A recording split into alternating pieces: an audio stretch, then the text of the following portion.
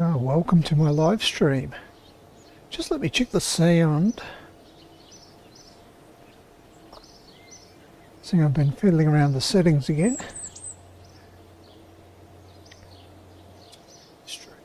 Alright, sounds alright.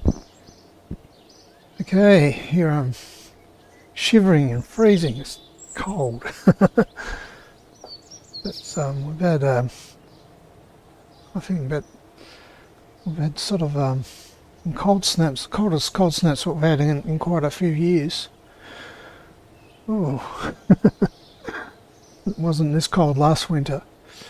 Anyway, it'll warm up soon. Alright, so I fixed up my rocket as I promised last episode. Yeah,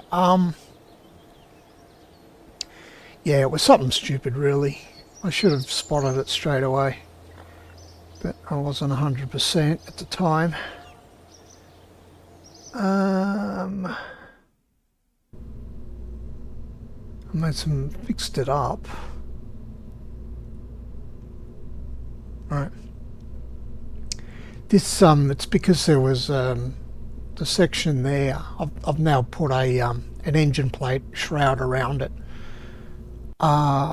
It's because there was a discontinuity there. You know, the shroud that was around the engine was a lot smaller than this section here, and I didn't think anything of it, but apparently it was creating a lot of drag. So when I swapped out the engine for a bigger engine, it actually, even though it was heavier, it improved the bottom stage because it was less draggy. It was as simple as that. So I was really puzzled about what was going on, but that was a simple solution. I actually reduced the drag in the bottom section. So now I've put an engine plate on it and reduced the drag even further. So we'll just launch. I've reverted it, so we'll just launch this section again. This is the first module in my space station. Oh, I had a look at the. I'm supposed to be playing contract mode, so I'm not getting around to it, am I? I had a look at the contract. There was one here, build a new orbital station around Kerbal, but look at the conditions. You've got to be able to have room for 10 Kerbals. You need an antenna which is okay, and a docking port and can generate power. Yeah. 10 Kerbals and 400 units of liquid fuel in your station. That's a big tank. That's quite a lot of fuel. And also a mobile processing lab at the station, which is quite a sizable part in its own right, and maintain stability for 10 seconds and put your station in orbit of Kerbal. Those two are easy. Now the thing is, you can't sort of assemble it in space. You have to send it up as one unit. So that's what the conditions say. It says, please note that this must be a new station built for VATCO advanced suction systems after the contract is accepted. And it said there was, yeah, it did say somewhere. Oh yeah, the station must be fully assembled when launched. So it means a pretty chunky rocket to launch that. So I thought, no, I just won't worry about it right now. I'll launch one eventually because I'm supposed to be doing career mode, and I'm not progressing on my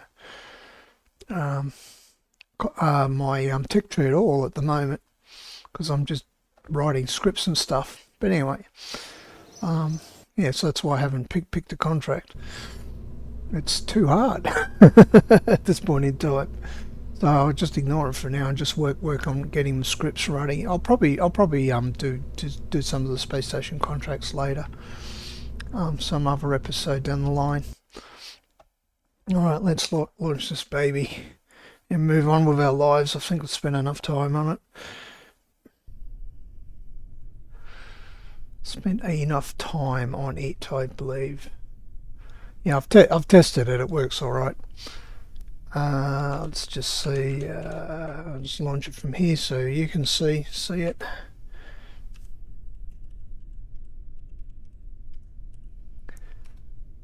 No, it's just news today. Notice some people have been working on Kitten Space Agency videos. Now, apparently, if you'd a number of days ago, they basically said if you'd sent an email to them and got in touch with them, they might have given you a download link for it. So obviously some people have done that. Some content creators have done that. I didn't really pay much attention until I saw Matt Lone's video come up today. So I'll have a look at Matt Lone's. I won't worry about the other ones. So I'm not in the Reddit or anything like that. It's just I'm a little bit adverse to tech demos at the moment after getting burnt by Kerbal Space Program 2. If it happens, it happens. If Kitten Space Agency happens, it happens. If it doesn't happen, it doesn't happen. I'm not going to get hyped up about it. It's not the only solar system simulator out there. But none of them really have the charm of Kerbal Space Program, so I just recommend you buy Kerbal Space Program. It's pretty cheap. It's a lot of fun. It's a challenge.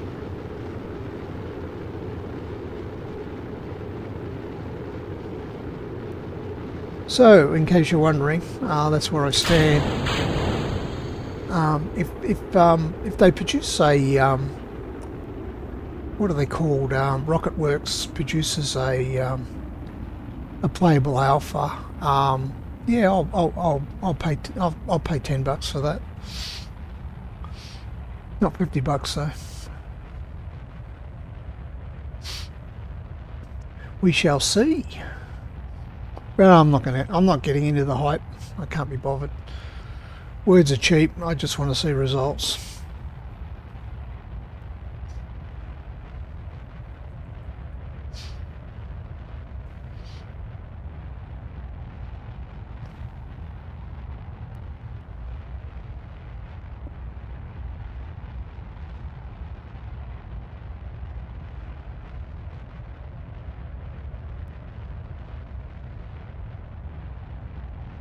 So it's a very flat trajectory. So I like it. I like it this way.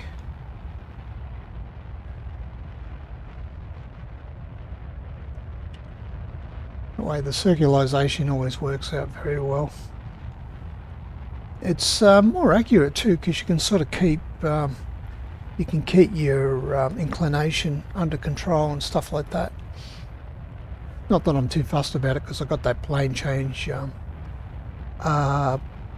course adjustment anyway.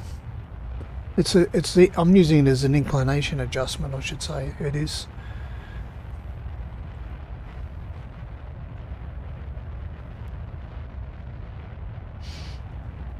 And I've improved the shell and stuff like that. So it looks a bit better now. So we'll get this first section into orbit, then we will send up another section and try to rendezvous with it. So we're going to assemble the space station in orbit. You have to rendezvous all the pieces somehow. I don't have a robot arm or anything like that to build it, so I'm just going to have to dock the sections together.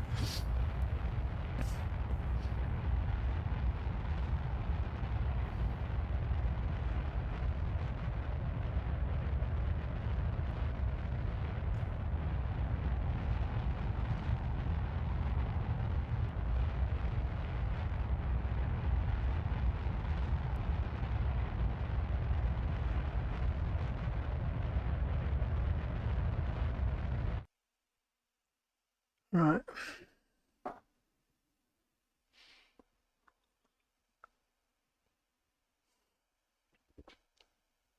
What orbit did it pick for me? Yeah, that's okay. 293 meters a second circulation burn. That'll be pretty accurate. About 38 seconds. Yeah, that's good enough. We should get a good orbit out of this one.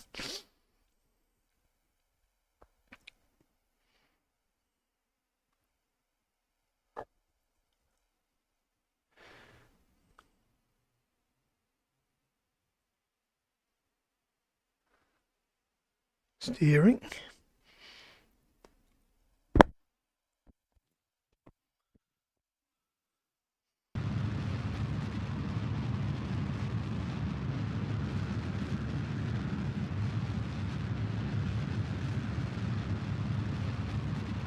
Oh, damn it, damn it, damn it, damn it!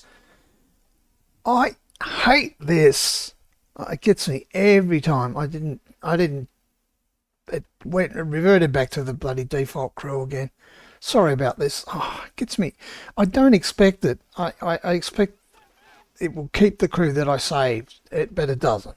It overrides it. It's a very, very bad feature of this game.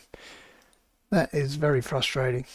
I just looked down. I saw Jeb. No, I wasn't going to put because I got the pilot's going to be up there permanently. So I was going to pick one of the lesser pilots. Oh, it's frustrating. I think I've lost one of my pilots too. I must have killed them somehow. I want to keep Jeb and I want to keep Val. I've lost Jebo, I think. He'll come back.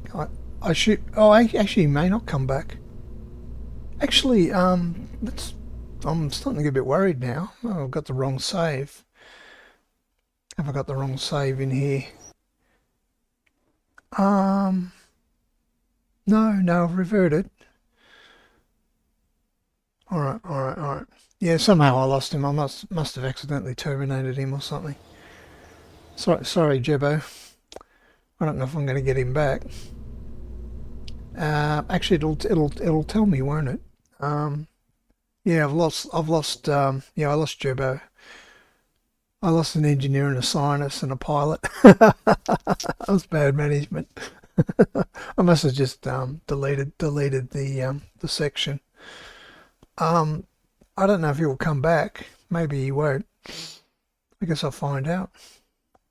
I guess I shall find out. Anyway, I got a couple of spares. So I've got Suri.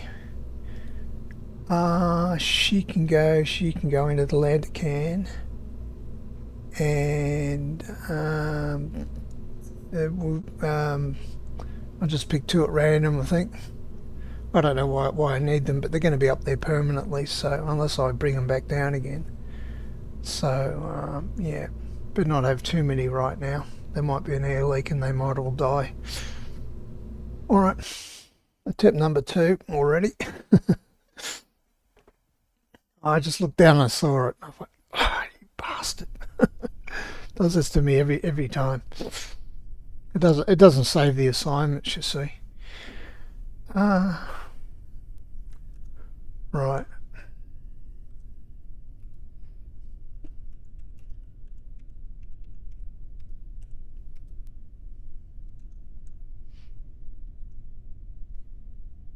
Make it all pretty. Oh, except for I've given up trying to fix up the graphic drivers. I fix them up, they revert. I fix them up, they revert. I'm over it. I don't bother anymore. It's just a waste of time. Some glitch with the NVIDIA card. I think it's not happy about something.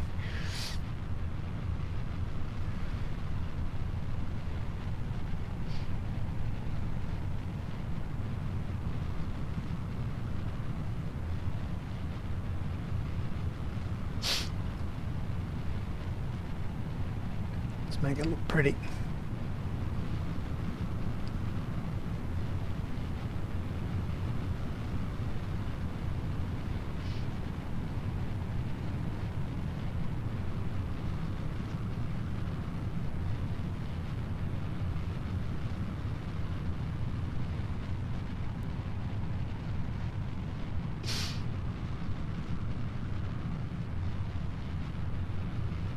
So what I'll do, I was thinking about it. I might just hold off doing the Lambert solver for now. I'll just do a chase orbit, and then I'll start working on my docking procedure from there. I have to code the hover and all that sort of stuff. Yeah, so I think I'll do that, and I'll hold off doing the Lambert solver, because technically I've already written the Lambert solver, so I won't be writing it in real time. It's too complicated anyway. I just know it works. I've got it sitting in a library. I'll just do a chase orbit.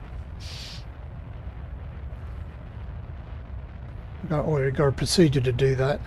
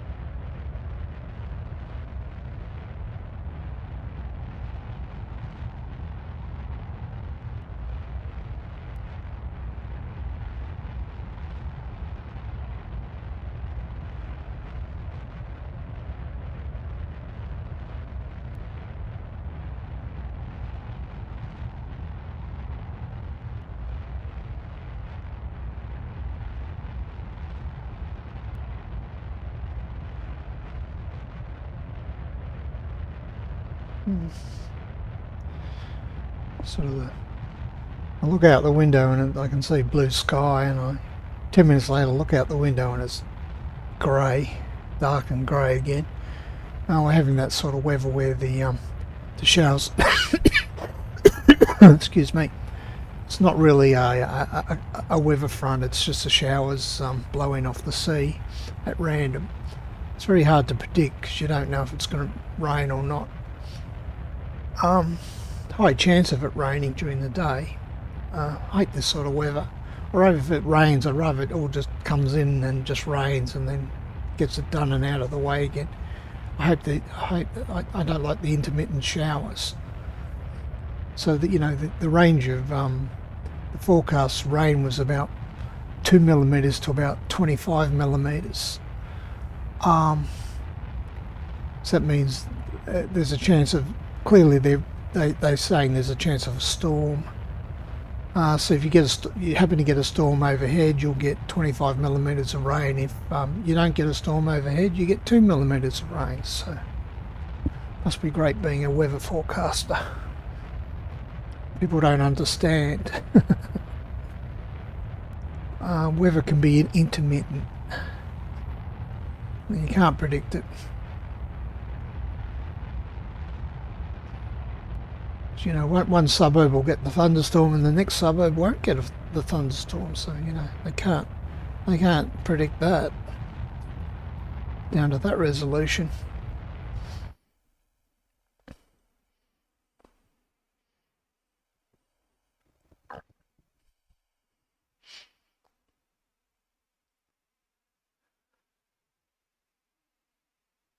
But I've got things I've got to do outside, but you know, I think, well, I could start it and then it'll rain, and you know, if I knew 100% sure it was going to rain, fine, I'll stay inside. But I think, well, maybe I should go outside and just risk it. But I know my luck, I'll go outside, it'll be raining in 5 minutes, so it's kind of irritating.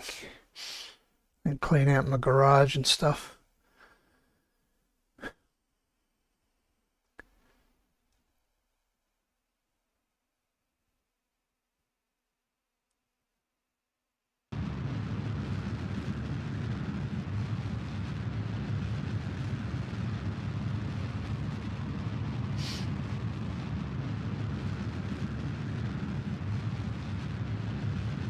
Flip. Just to annoy you, change the camera view. Yeah, well, that's a pretty circular orbit. pretty pleased with that one. I tuned that one right up. There's less than a kilometre difference between the apoapsis and the periapsis. It's roughly a kilometre. Actually, no, it's not. It's not even that. It's only a couple hundred metres. Did a pretty good job with that one.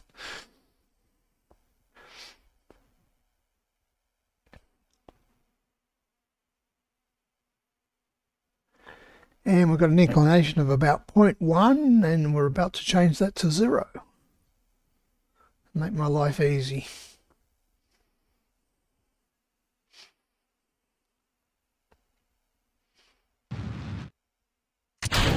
There we go.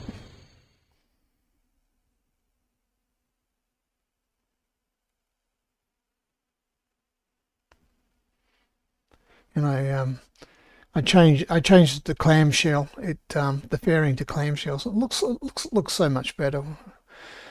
It doesn't look so amateurish.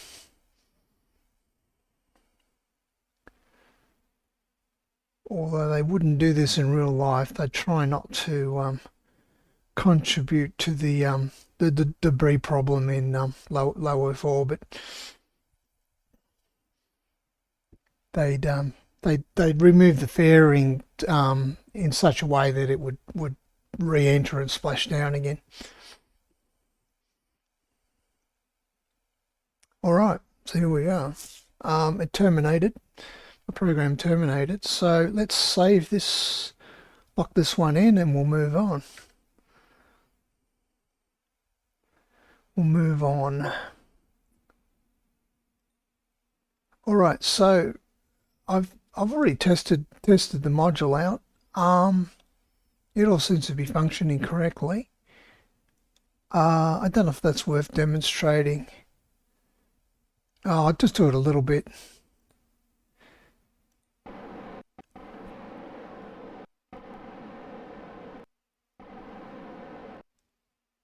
Yeah, so I got sort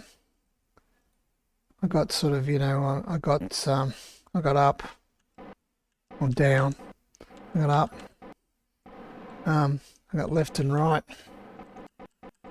and I got you know, lengthwise as well. So I don't want to push it out of orbit. It's in a good orbit. Yeah, it's in a good orbit. Everything looks all right. Got plenty of monoprop in there, plenty of power. My Kerbals have got plenty of snacks, so we can now start to work on an intercept. All right, so we'll just go back to the Space Center and lock that one in. Exactly the same craft. I'm just going to put it into a slightly different orbit. Put it into a chase orbit. So how are we going to do this? Actually, I don't want time passing, so I'll just lock that in. Oh, actually, hang on. So yeah, all right. Yeah, I don't know if I should give this one a different name. If I could actually remember. Oh, I can always rename them once they're in orbit. I might do that actually. Oh, it's not that big a deal. If it causes a problem, I'll just go and manually. I don't know what the hell that is. Manually rename them. Can I get rid of that crap? I don't want it on my screen. That's interesting. It must be from a contract or something. I don't know where it's coming from. Oh, well, whatever. Just ignore it. I just dislike unnecessary things on my screen. Okay, look at time passing there. All right, looking at this script now. I've been calling it an intercept, but Intercept sort of sounds like, you know, you're going to blow the thing out of the sky or something.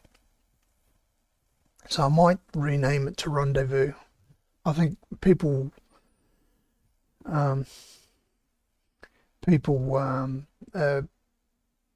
rendezvous. It's clearly a French word, but I guess the I think people are more familiar with rendezvous. So let's just copy the entire module function and start to work with it from there.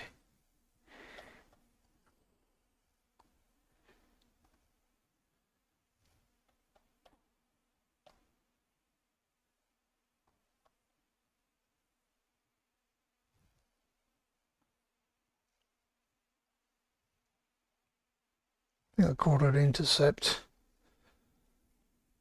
Can't remember where it was.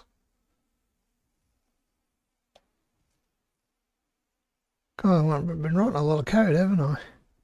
Quite a lot.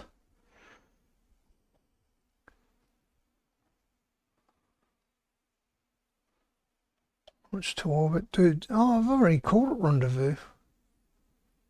Okay. I've been using the claw though. I don't want to use the claw. I don't want to have a claw on this one. Other than that, the code is going to be very similar. I might still copy it because I might have to change it.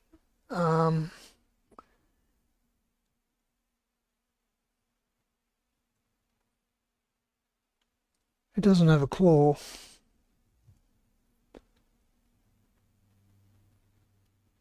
I already called it, renamed it to Rendezvous. Okay, I must have called it Intercept originally. What should I call it?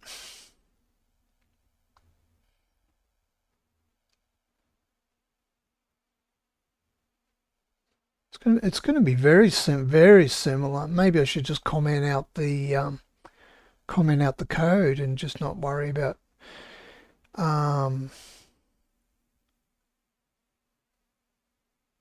it doesn't have a docking maneuver though. It'll just oh,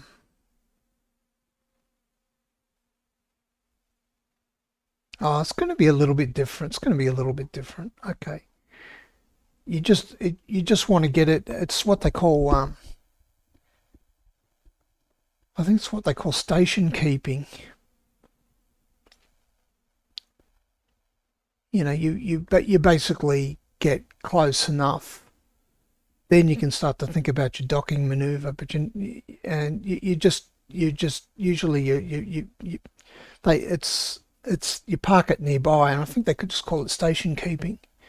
I think that's a technical term for it. I'll have to think of some other new name for it. I think this one's probably. Oh, what is with this thing? Why doesn't it scroll down? That is very annoying. Okay, means I've got to use another finger. Some of us aren't very good. Do not have flexible hands. Normally, you're copying, you should be able to it should automatically scroll, but I have to do this scroll manually. Okay. All right, I'll copy that. Some of us have 5 thumbs on each hand, you see, and I'm one of those people. Yeah, I must have renamed it. Yeah, I did. I'd already renamed it. Okay. I decided intercept was the wrong word. Yeah, all right, okay. Well, we're gonna write a new version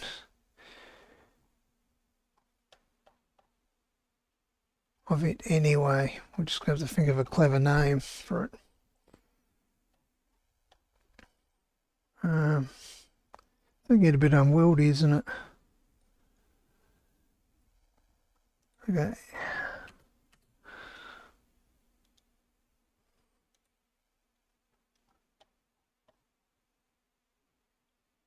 All right.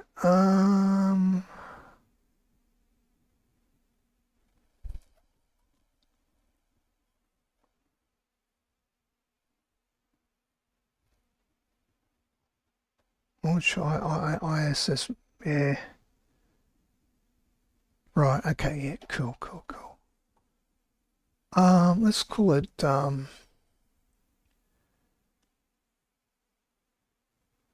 we'll call it ISS Rendezvous because it's gonna be a little different.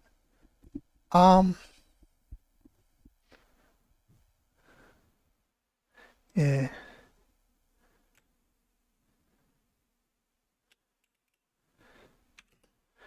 Do a space the view of a space station module with another module.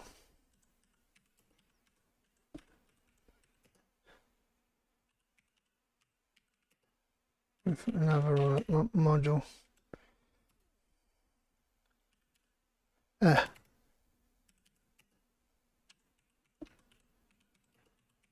is what we're doing. Or assumptions.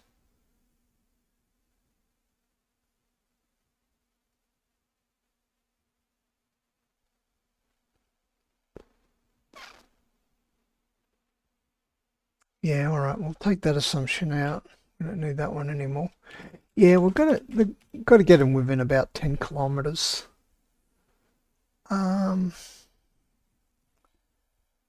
To a rendezvous. You know what? That's the wrong word too. Rendezvous is sort of the whole thing. The whole kit and caboodle is a rendezvous. So this is more a you know, I like to get my terms right.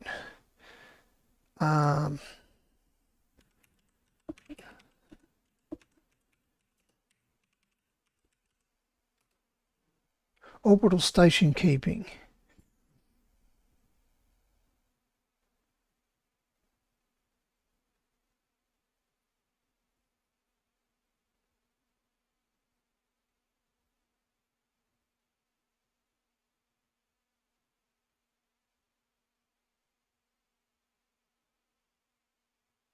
Jesus, who wrote this article?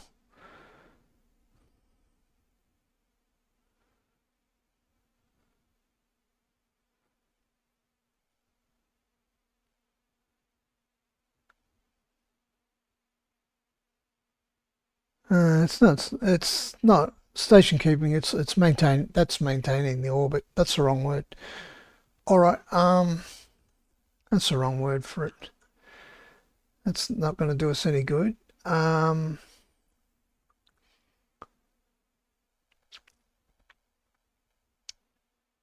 I going to call this bloody thing? The rendezvous is sort of the whole thing, isn't it?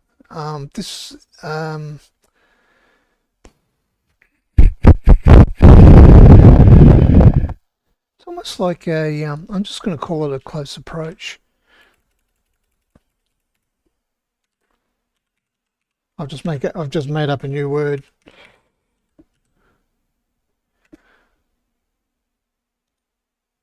To a close approach.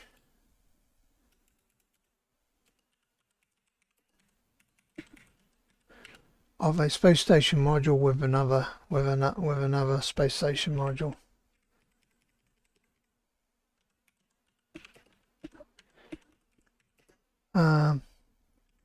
The modules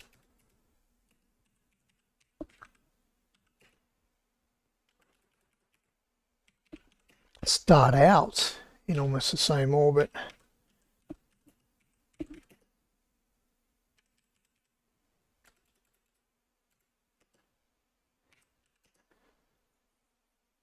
In the same orbit and close. Yeah, okay. We can yeah, take away that comment.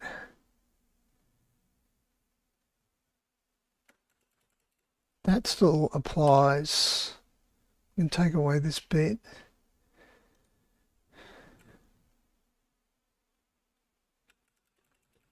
So we're not going to use the claw. We're going to dock for real.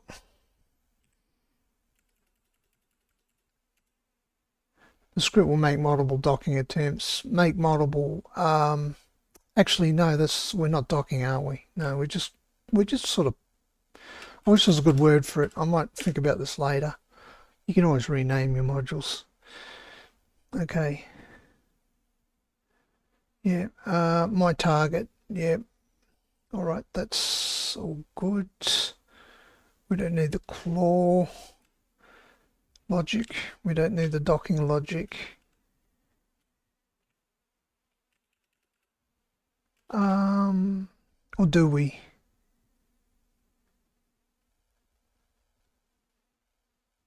I might just change it until I'm going to redefine it until close approach.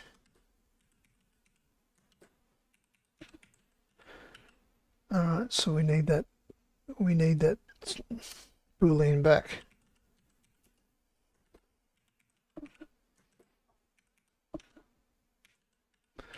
So I just got to define what it is. To false. The other thing still applies, the closing speed, the approach speed, that still applies, and we'll call this run close approach program. So this won't do the docking, it'll just get them close together.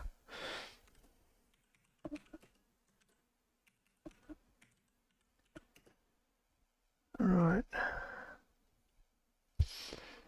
Okay, we'll call this close approach maneuver, I guess.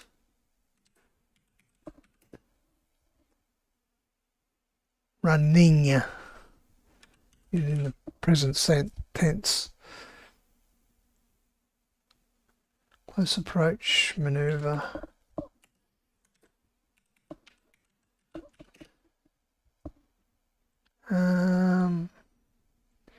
Take the claw out, logic out.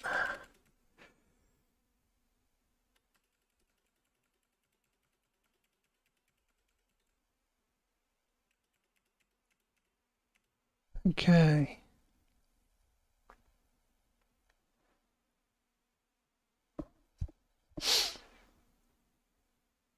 We'll just leave this in for now. I'm not really sure if I need it or not. I'm going to have to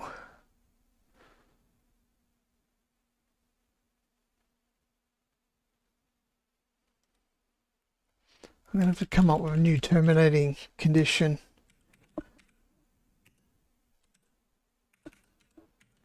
Because we're not actually docking.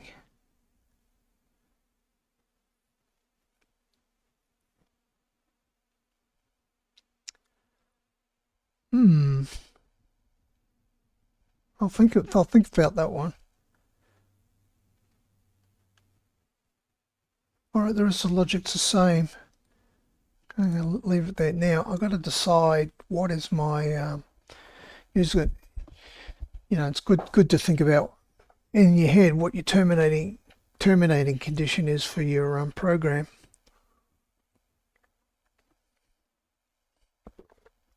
We're going to we want them close. I guess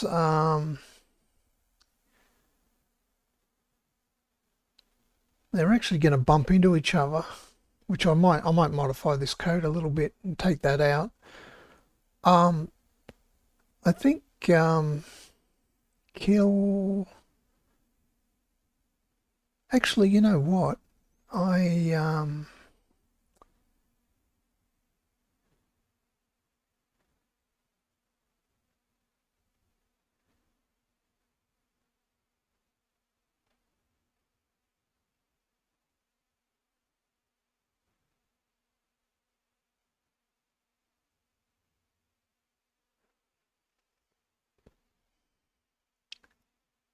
I think if we just take this out, we're good. We'll be golden.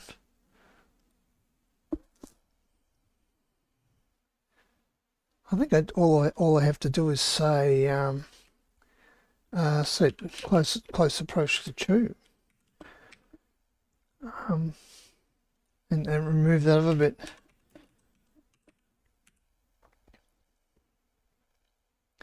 Yeah, we'll kill the velocity and yeah,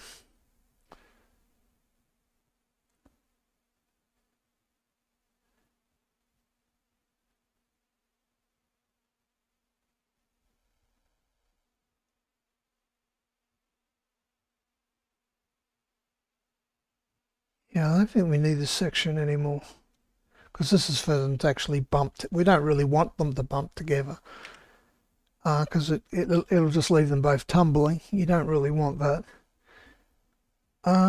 So we will just if my target position is less than close approach distance, okay. Which will, yeah, that makes sense. That makes sense. Approach, PROACH, distance.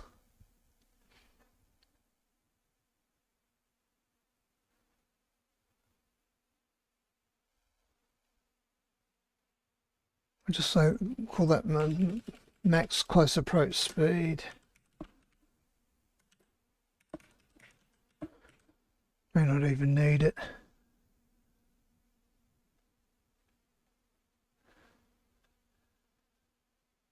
That close approach distance.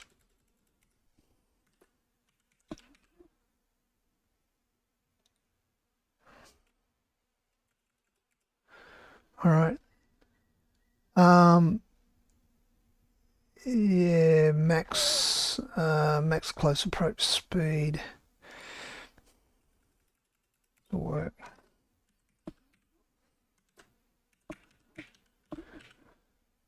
Okay.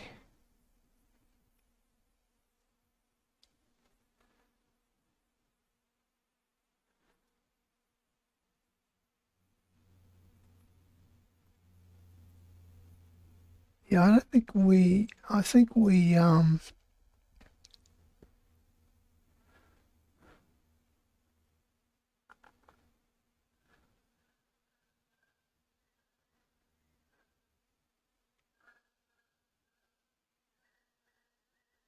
from everywhere down, I think we don't need this. Yeah, we don't need it. All right, we'll see how this works. Just take that one out. I think we need it. We just basically want to kill, once we've killed the relative velocity between them, I think we just say, okay, the closest approach is finished. And they'll be about 50 meters apart. That'll be pretty good, I think. All right, we'll run with this. As clunky as it is,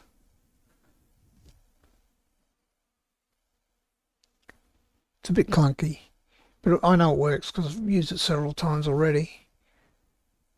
Okay, so to IIS close approach. So we're just going to have another function. We're going to have two functions here. One's going to be the sort of the mission function, which will be we're just going to call it. This one we'll call function do ISS rendezvous Rendezvous. But I think really grammatically it's supposed to be spelled like that, but anyway, whatever. I'm using the Anglo spelling of the word, not the French spelling. And that's probably what I just said. It's probably total bollocks as well. Okay. We'll just say rendezvous a module. I better call it space station.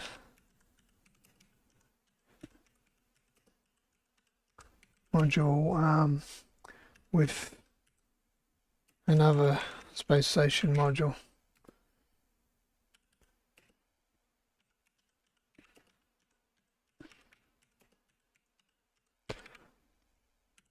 All right.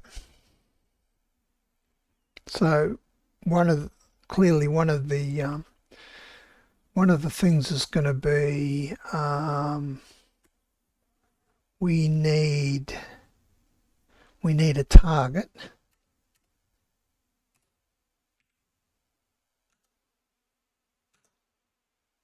I'll just call it my target. You could get a bit more specific if you want to, but I think that's clear enough. My target. Now, clearly, at some point, we're going to call we're going to do the close approach to the same target, right, like that. It's one of our steps.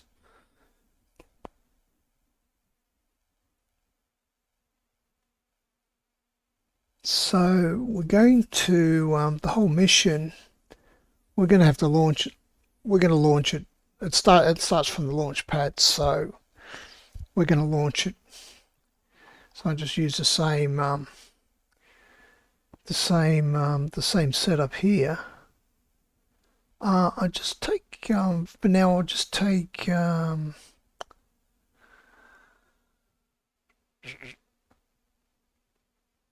no, that's correct. That's correct. We can do it this way.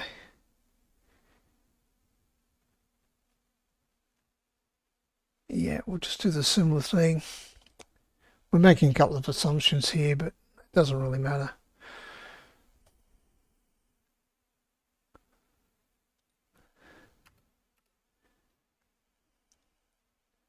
Paste. Running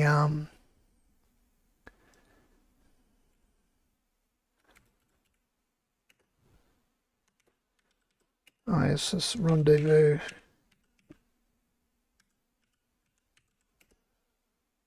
Program, and now we're going to do a chase, so we need to be in a lower orbit. I said I was going to make it. I want it to run fairly quickly, so if it's 20 kilometers down, it'll run a bit quicker. I've been running them a bit closer than that, and they take forever to catch up. I don't want it to take too long. Everything else will be the same. So we're going to launch it, but we're going to just launch it into, we might have to tune these parameters a little because the orbit we're aiming for is a bit lower. So we clear the screen, we print out the message saying what we're doing. We do launch to orbit. We'll do the equator plane change. We'll blow off the then we don't want to blow that off just yet. Yeah, we might even it's not going to be gold plated. It's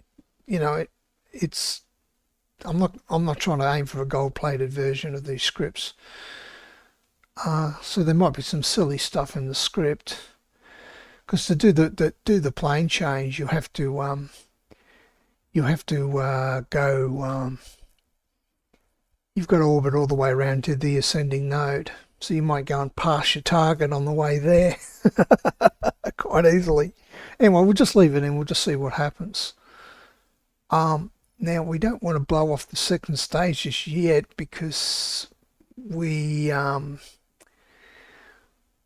probably want to do that afterwards, to be honest. Then once we've got to the close approach, we then can ditch our command module, because we don't need it anymore. It'll just get in the way. So do this, and we'll do it afterwards. So once that terminates, then we blow the stage. Throw the stage away and hope it doesn't hit anything. Like I said, I'm not aiming for a gold-plated version of anything, so I'm not putting in all checks and things. I just got to get it working roughly. If one fails, we'll just rerun it again. Wait an hour and rerun it again or something. All right, so we've got that. Do we need anything else?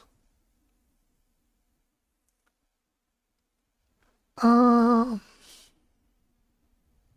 I think that's about it, really. I think that's our procedure.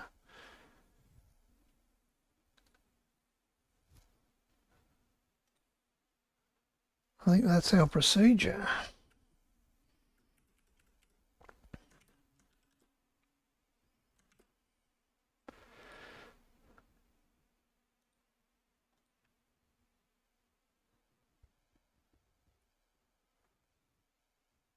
Oh, of course, we've got to know when to start the close approach.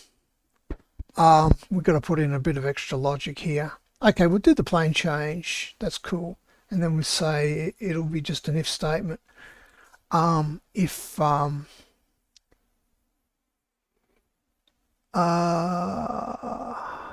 do we want to call it? Don't know yet. If oh,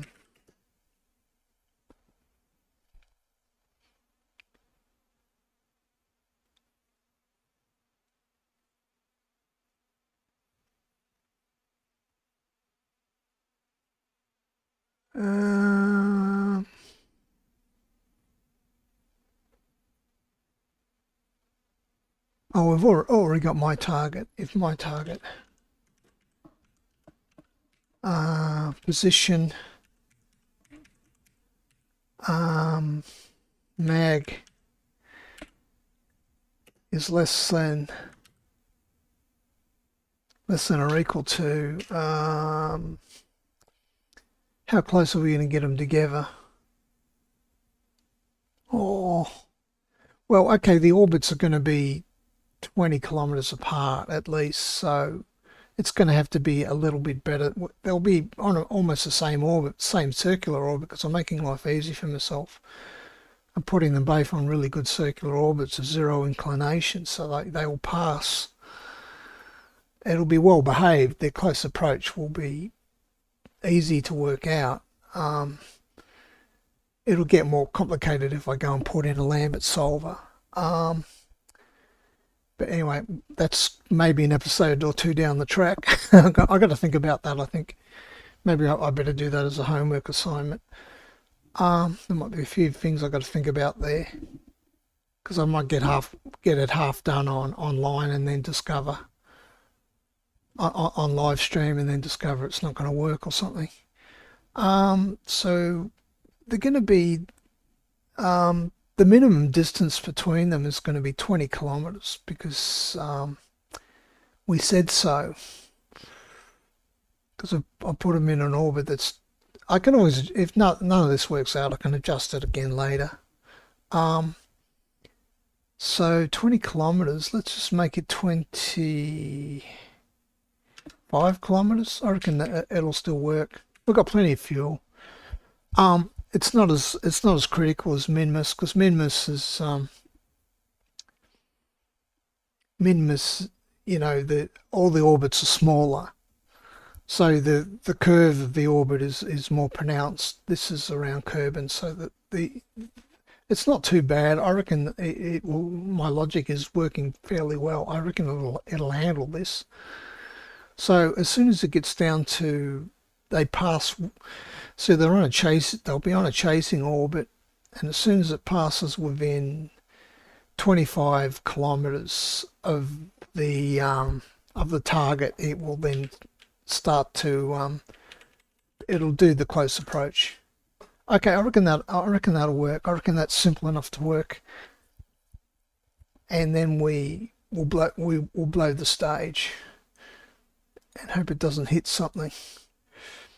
The it's kind of the command. It is a command module, to be honest. The command module has the engines and stuff on it. It's kind of a tugboat thing, so you're throwing it away basically. It'll stay in orbit, but I don't know. I'll probably just quietly clean it up at some stage. I don't like my orbits to get too cluttered. Too many things to keep track of. All right, I've done that. I've got to parameterize this thing. It'll be vessel.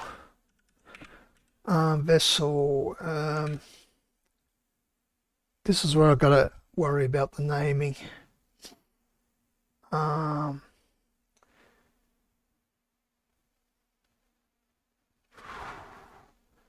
Maybe I should give them suffixes A, B, C, D, whatever, like that. Well,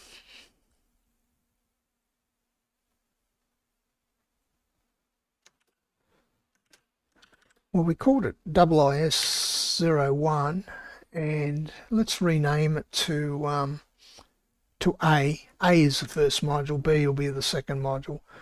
Yada yada yada. That's nice and simple. But everyone getting confused. Now, what doesn't it like? What have I done wrong? Oh, what am I doing? What the hell am I doing? Putting it in the wrong spot. Sorry. Yes.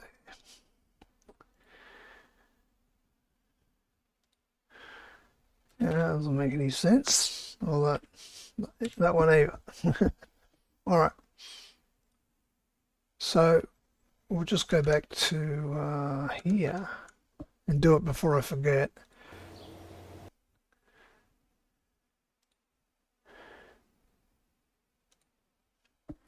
Now,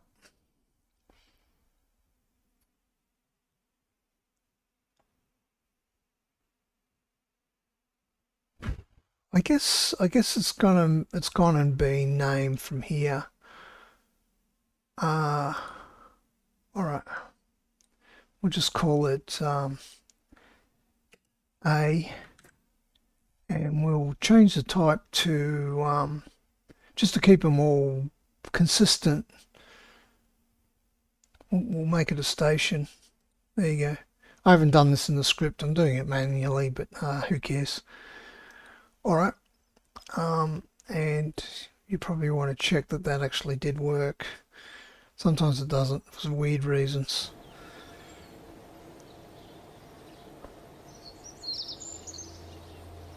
Think about it. Yeah, for weird reasons, like I said. There we go. It looks pretty good. ISS01A. We'll call it that. We could have done this another way, but I'll do it this way. I'll do it this way, so we're sure to be sure we're in a nice orbit. There you go. All right, so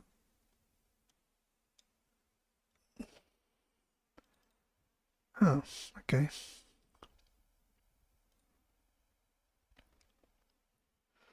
Bit of information about it.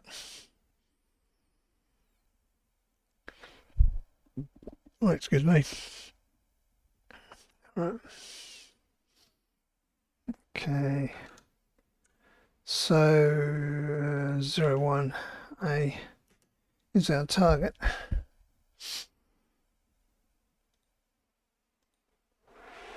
So we'll be generating another rocket, and it'll be called ISS Space 01. So there'll never be a conflict.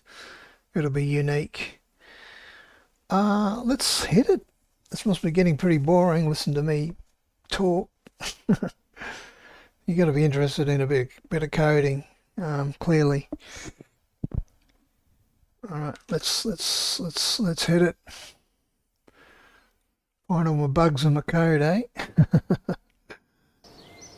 Yeah, no worries. And we've got to pick a crew too. Damn. Well, we need one pilot, unfortunately, because I don't have a proper probe core unlocked yet. So we need a pilot. I might have to go rescue somebody. I'm not going to risk Jeb. He's my 2-star pilot. I haven't figured out how the pilot's going to come back if they park a module. They need a little deorbit pod or something. I'm going to have to think about that, because at this point in time, I'm going to be stranding my all my pilots up there. Gosh, I'm out of pilots. Can I hire some more? I guess I can. It'll just cost me some money. Yeah, I guess I haven't done that before. I guess I can hire a pilot. Yeah, there we go. We've got the applicants. Gosh, they cost that much. God, reef, 200,000. I'm going to have to go and do some missions, I think. I'm going to be out of money. All right, we'll do it this once. Theaberry. He looks... astronaut complex capacity exceeded. Are you fucking kidding me?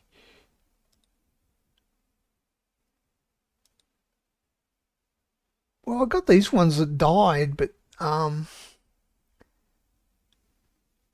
can dismiss them. Are they going to come back? I thought they were going to come back in an hour.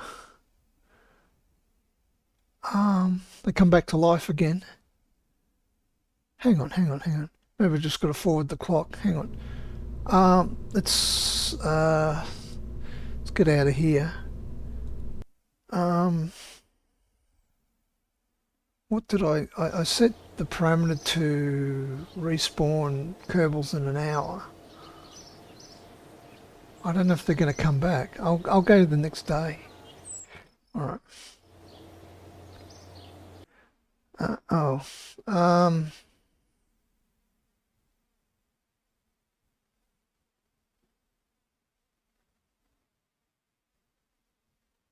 Yeah, why not? It's just a save file.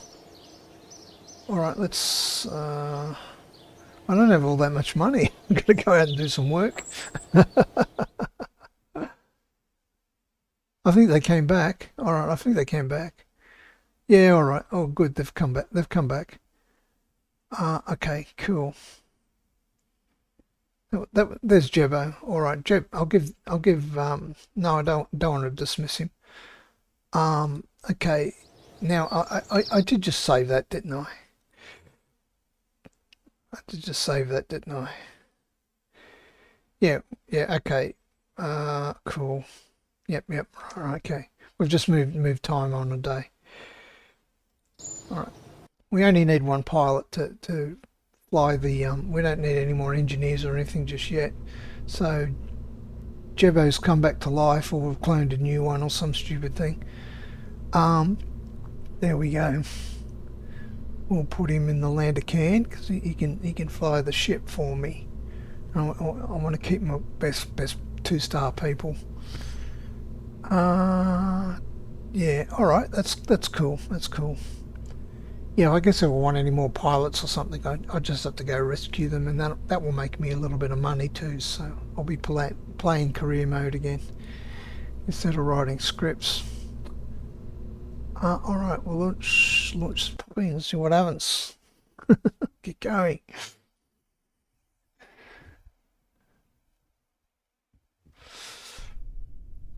Now, I might have to watch this one. I've got my own little duva here, but I'll log the big one in so people can see. I'm patiently watching my live stream.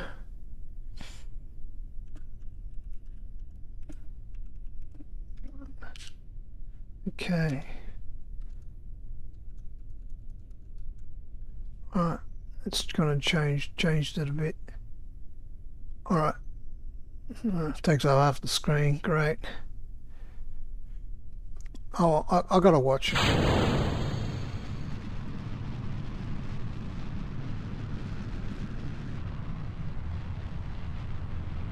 God, it really is intimidating, isn't it? And that's only 14 points. Normally I make it 18 points, so it's visible to people watching the stream. But Yeah. Oh, yeah. I might have to. Yeah, I might have to tune this rocket. It's going to a different. It's going to 100 kilometers, not 120 kilometers this time.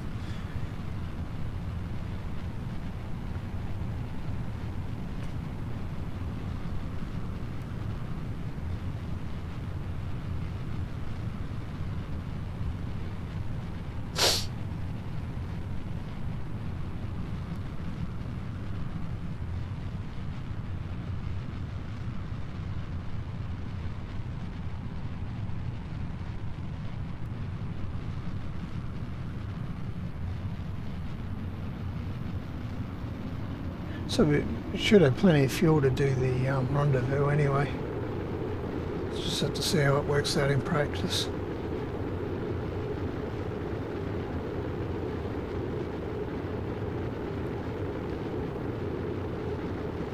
Jabbo!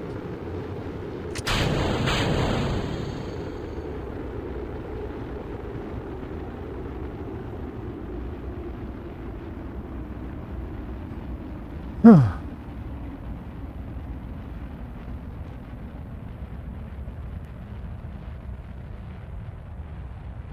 So I won't be doing the docking um, today. I'll be doing the close approach. I think that's the best I can do because the docking's going to take a bit of fiddling around with it. But I can't predict exactly what I'm going to cover in each episode because I don't know if the code's going to work or if I'm going to have problems. But I suspect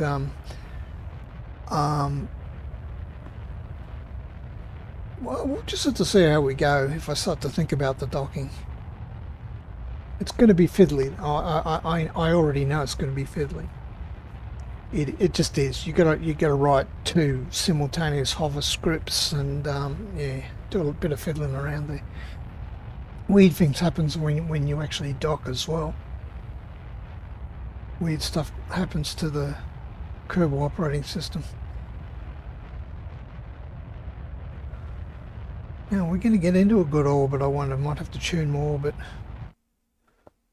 Um, mm, it's a bit longer than I would have liked, but let's see.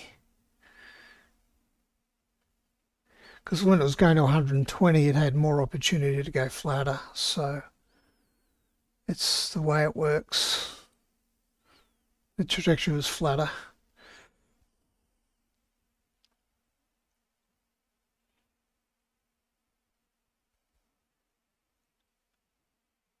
Let's just see. It's good enough. It's good enough. Doesn't have to be perfect. It's only a chase orbit. The magic comes later when it does the close approach.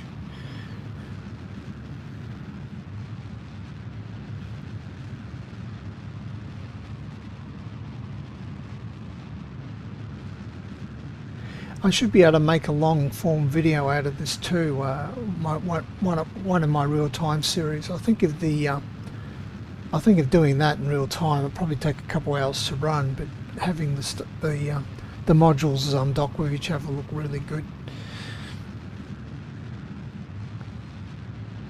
See how much market there is for that long form stuff.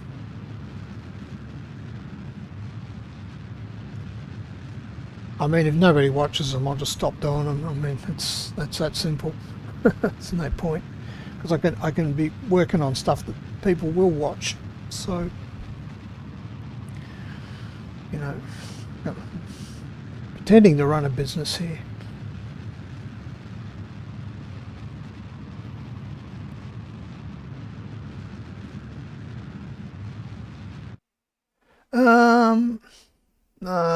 It's probably okay. It's a little off. It's a little off. Let's just see. Yeah, let's just run with this for now. I need to tune it slightly, get it a bit more circular perhaps.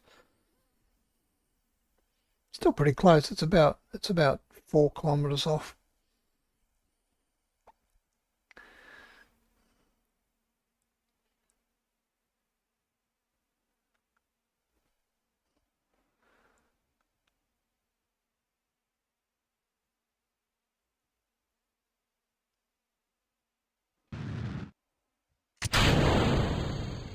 That wasn't supposed to happen. I just blow away my command module. Okay, what did I do wrong there? Ah, shit. Crap. I don't know what I did wrong.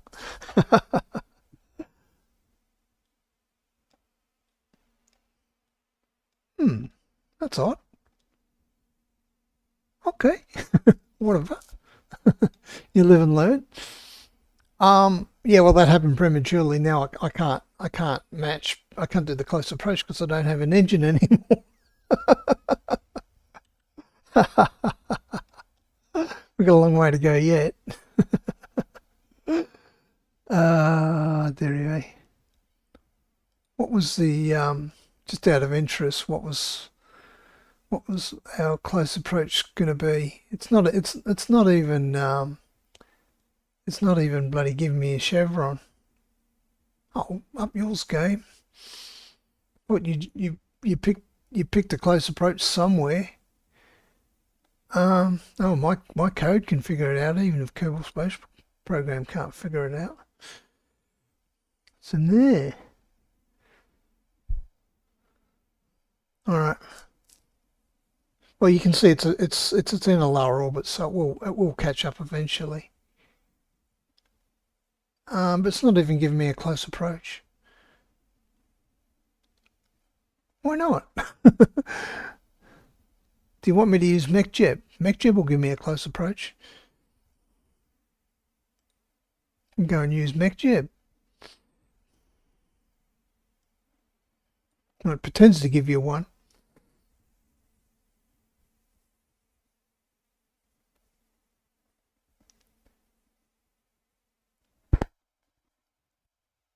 Four kilometers a second.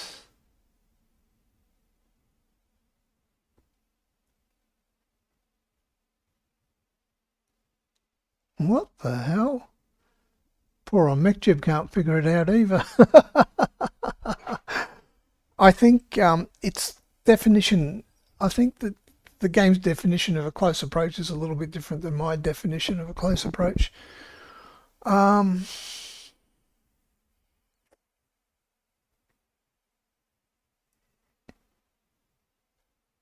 Yeah, okay, that's total bollocks. Okay. I'm pretty sure my code will still work. After I fix up this bug, I don't know what the heck I did. All right, I hope I can revert it still. Oh, yeah, good. All right, let's revert. Revert. Start again. Well, I can take it's all Jebbo's fault. It's all Jebbo. Blame Jebbo. It's all his fault. It's not a very good pilot yet. And what did I do wrong?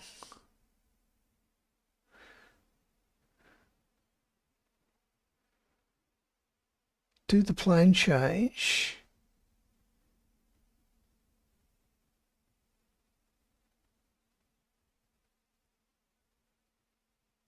Oh, I forgot to put it in a loop. Okay, my bad. My bad. Sorry, it's not an if, it's a wait. It's a wait until.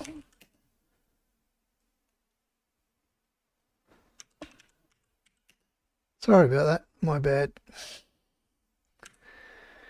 All right, so it just dropped straight down and then ran the last section. Yep. Okay. Cool. Right. I keep forgetting that's the way it's structured. All right, I better have another look at it. Where there's one mistake, there's probably others. Okay, I launched to. Actually, I'm going to. It needed a little bit more time to go a bit flatter. I think I'm going to just change that, drop that one down. That'll. I don't want to drop it down any more because it will just start to plow through the atmosphere. I could drop the other one down a little bit. I'll drop this one down first, one change at a time. Okay, let's see if we get a bit closer. Make the gravity turn a bit more aggressive. Alright, so we do a plane change, we're using the MUN as reference, and we say wait until my target position mag is less than or equal to 25 kilometers. So I have to get the orbits. Yeah, no, that was. Yeah, they have to be pretty good circular orbits. Otherwise, you're going to get a point in the orbit where this won't actually apply. They might actually miss each other if they're not fairly close. Like I said, I was trying to keep things simple. That means the difference between the orbit has to be a pretty constant. I could always bump that up to 30, I guess. Oh, I'll try with 25 first. If that doesn't work, I'll just bump it up to 30. We'll just revert and do it again. Yeah, like I said, it's not the gold-plated version. This is all pretty silly actually, because it's assuming that all the orbits are perfect, and they're not going to be. There's going to be a little bit elliptical. No matter what you do. Little bit elliptical. So it's going to be 20. Instead of 20, I can make it 15 perhaps. They'll be a bit closer. I'll run with this. I'll run with this. Just see what happens. If I screw it up, I've screwed up. So I wait until they basically pass within 25 kilometers of each other, which basically means one will be starting to pass underneath the other one. My one on the chase orb will be starting to pass underneath the space station by that stage, which is what I want. I don't want it going any closer to Kerbal. I'd rather it go further away so it doesn't skim the atmosphere or do something stupid like that, because I haven't written the code to be smart enough to avoid stupid maneuvers. So it's bound to calculate a stupid maneuver at some point. So you've got to give yourself a bit of margin of error there. Then it will do the close approach, and once it's done the close approach, it'll blow the command module. Okay, cool. Let's do it again. See what happens. Okay, I need my own thingy here so I can watch it. All right. Go over here. That one.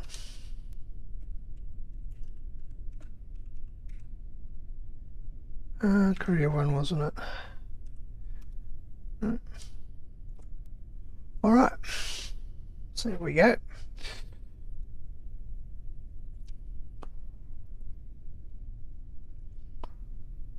So we get a bit flatter this time.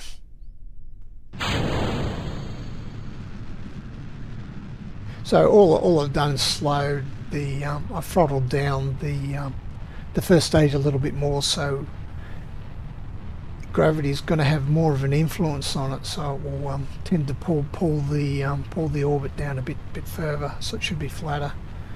But you know, you don't want to overdo it, because you just end up skimming the atmosphere and creating atmospheric drag. It's a bit of a balancing act. It's alright if it gets a bit toasty.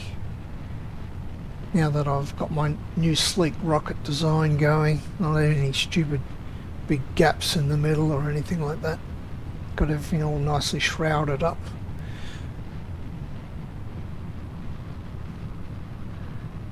Should be good.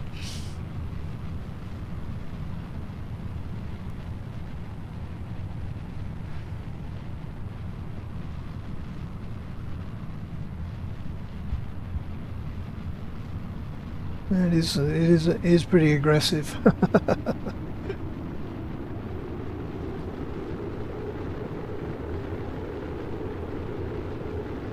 That's right, I got plenty of fuel. As long as nothing burns off, it's okay.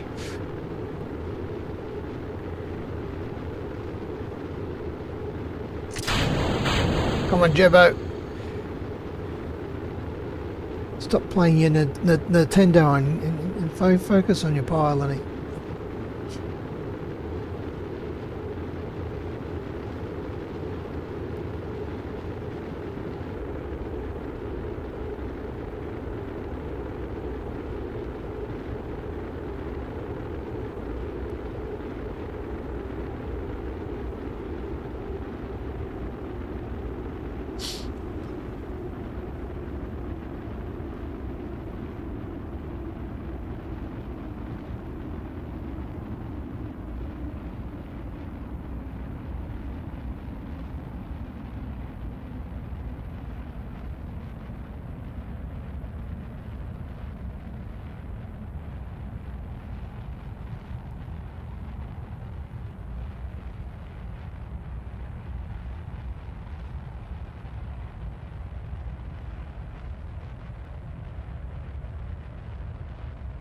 Didn't overdo it, did I?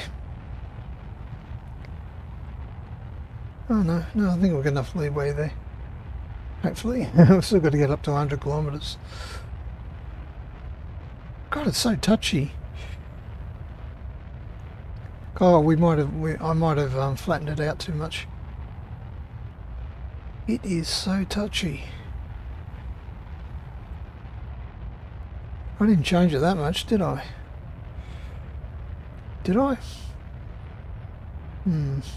I should have written it down what I changed it from. Okay, there, I'm looking at the time to apoapsis. That's always the important one, because if you catch up to your apoapsis, basically you're screwed. It usually won't recover from that. So I'm just looking at how much the apoapsis is ticking down. So it's got to have enough time to do the... it's got to start the circularization routine before it gets to the apoapsis. Otherwise it just never quite comes out correctly. And we're only crawling up to 100 kilometers, so yeah, I've probably overcooked it. I've probably overdone the adjustment. But if no, it's starting to go up again. It's starting to go up again. Oh, we just got to sit here and wait. The time to apoapsis is starting to increase again. So okay, we're not catching up to the apoapsis anymore. No, we should be golden. The periapsis is coming up pretty fast, though. We're going to be in positive figures soon, so it's going to be a race to see which one wins.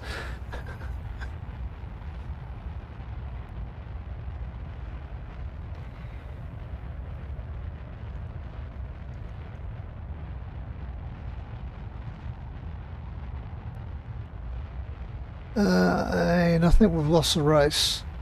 Yeah, we've lost the race.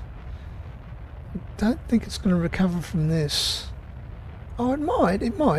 Give it a chance, I guess. Now, it must have overshot something. What did I overshoot? I'm still in the atmosphere. I'm not sure what I overshot. I haven't overshot anything. I just pushed it ahead a bit. It might still work.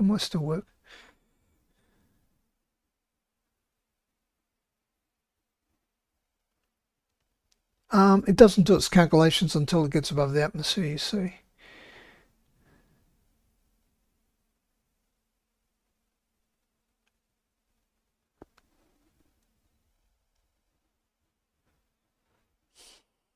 And I've got a routine that lets it maintain the apoapsis. If the apoapsis starts to drop slightly due to drag, it'll give out the occasional puff of thrust to maintain the apoapsis. I did think of that.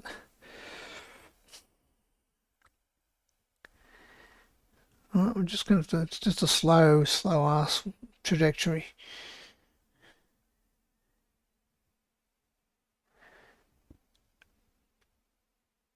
Gosh. It's practically in orbit now.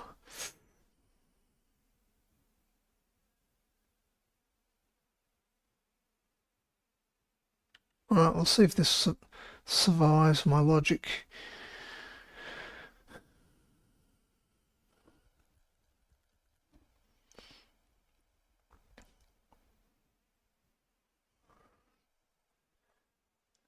Yeah, what happened? It was so flat. Yeah, there we go. It pushed the apoapsis out in front of it.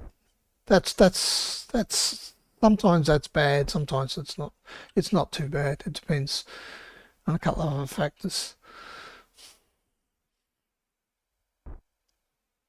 As long as it doesn't sort of go off in that direction, it's still the orbit's still good. The orbit altitude's still good. Yeah, it's doing its maintenance now.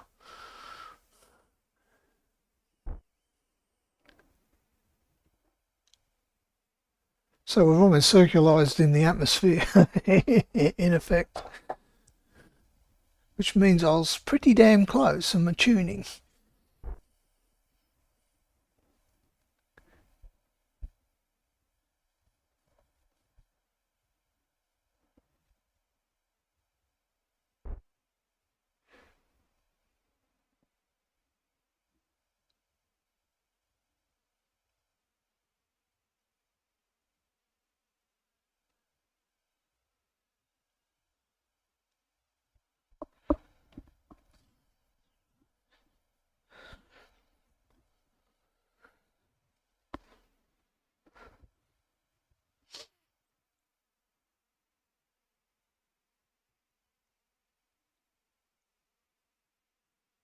Okay, only 39 meters a second. That's pretty flat. A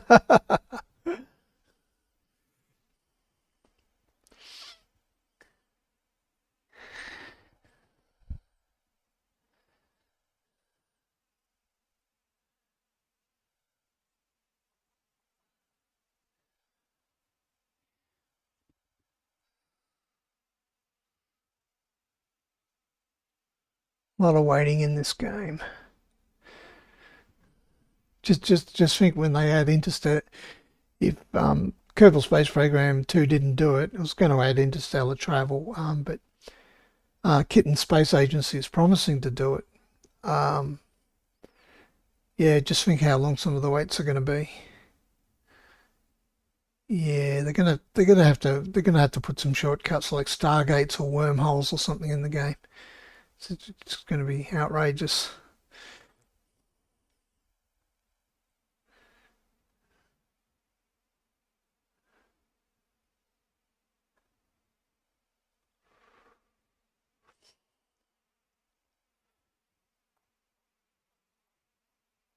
Simulation fatigue, they call it. I think. Even simulations get long.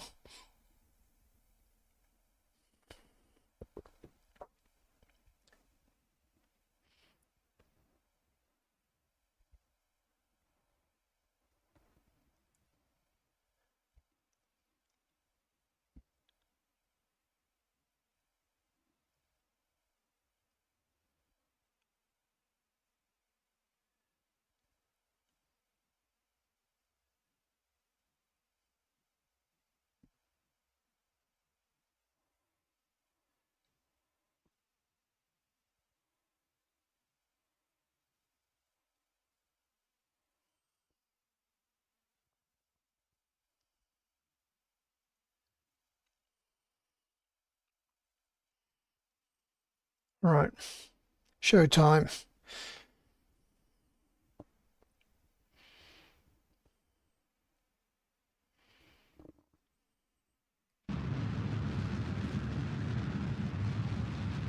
God, that seemed a little bit off.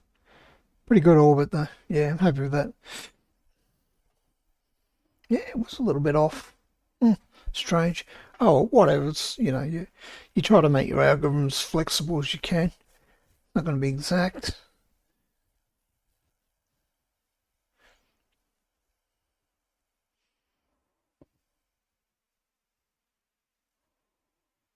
All right. So we haven't done the. Okay, yeah, couple seconds. It'll do the inclination correction.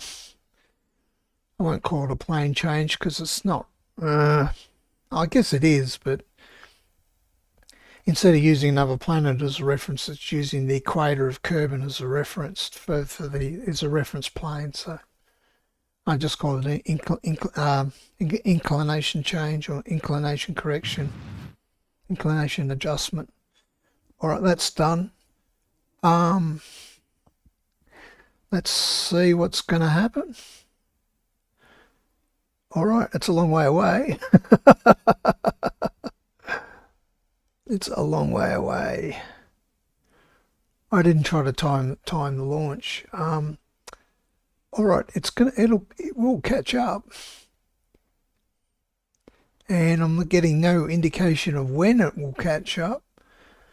I have to warp it manually, carefully. Unfortunately, I can't take a quick save because you can't save the state of the program like just with a quick save. It doesn't work that way. I can't even use MechJeb either. MechJeb is letting me down. No, it hasn't given me a chevron. I think it's more. I think the chevrons are more geared around the orbit than the actual positions of the craft. They use both. I think they look at the orbit first and look at the close approach in the orbit itself, and then they look at the close approach of the actual vessels that are in the orbits. Now, none of these orbits are anywhere near touching, so it says no, you haven't got a close approach, and just doesn't do it for you. I don't think this is going to help us either. We looked at that earlier, and it didn't give us any meaningful figures. It just says 32 minutes, which is that's just the period of the bloody orbit. That's pretty useless. Okay, so and the synodic period is two days. For God's sake, that's 12 hours. So yeah, it's one hell of a catch up, even with a 20 kilometer difference in the orbit. It's astounding, isn't it? So this one's going 2245. This one's going 2214. So the speeds are not that different. All right, we're gonna have to very carefully time warp it. All right, that's what I'm going to do. They're both on rails.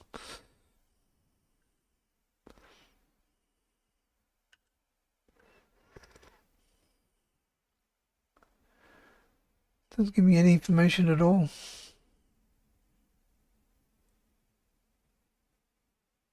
Or does it? Hang on. It might give me some information.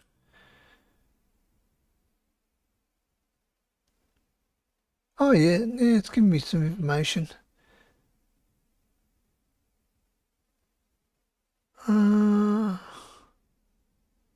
Yeah. All right. Okay. And watch this till we all get dizzy.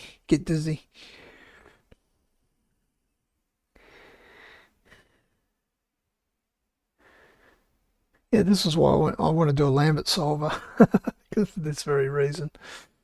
I'll try to do the catch up in one orbit instead of about several hundred orbits. Don't look at it if it makes you sick. Makes me feel a bit queasy. It's definitely catching up. Okay, hang on. Yeah, caught up fairly quickly actually. All right, we'll get it down to about 100 and have another look at it. I've had worse.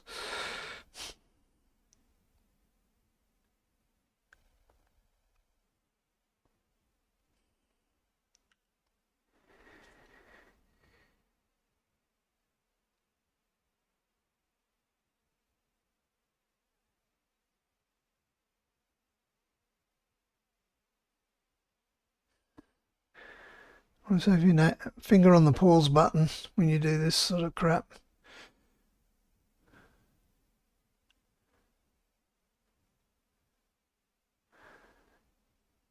Oh, don't get distracted. Right, let's have a look.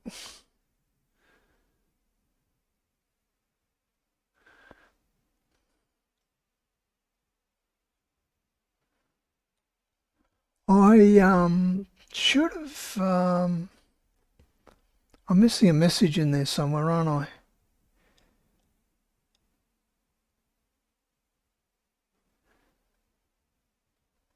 I should have put a message. Oh, I could, yeah, I can put a message there. Hang on a second. I'll put a message in there now before I forget. It's just nice to see what it's actually doing. If I have to do this again, just I'll say, take my eyes off the screen. I'll say uh,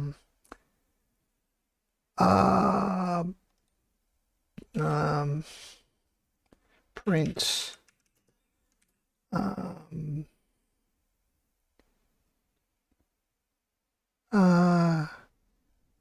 it's chase orbit, chase orbit, chase orbit, orbit chasing, chase orbit. Sounds corny, doesn't it? In progress. That'll do. That'll do. Just so we know what it's doing in future.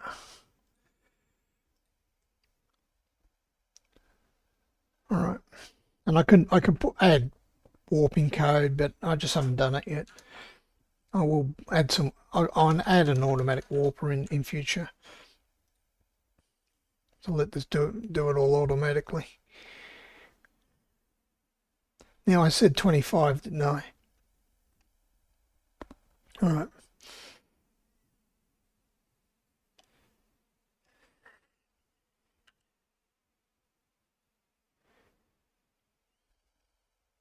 See what happens, eh? Probably, I could probably see it by now.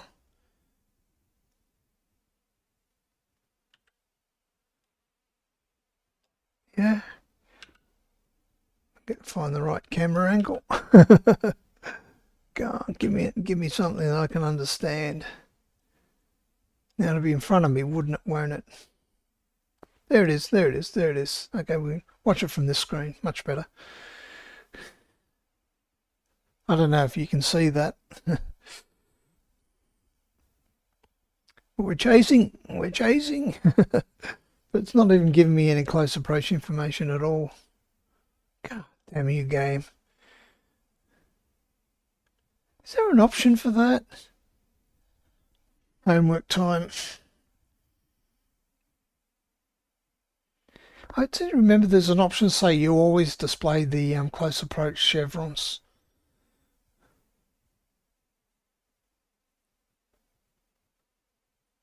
It would be good information to have.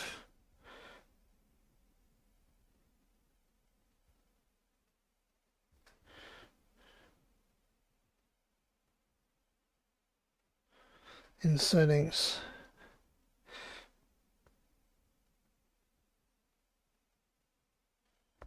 Right.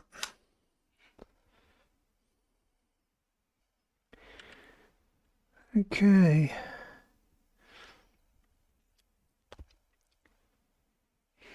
Is it going to work? That's the question. Or is it going to fly off into the depth of space? I guess I can still revert it. Waste a pilot.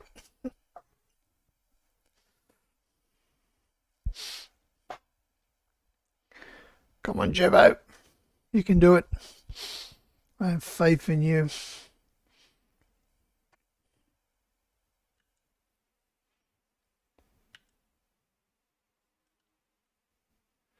Speed it up a bit.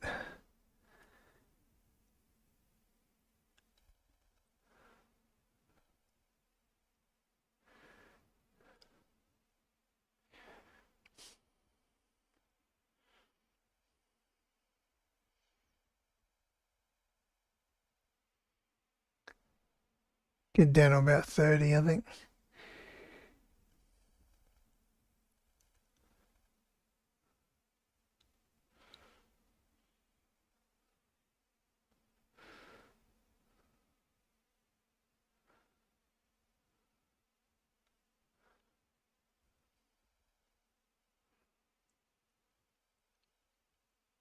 Looks very pretty.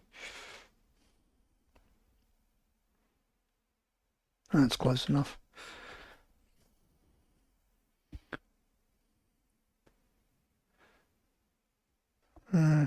Slow, isn't it?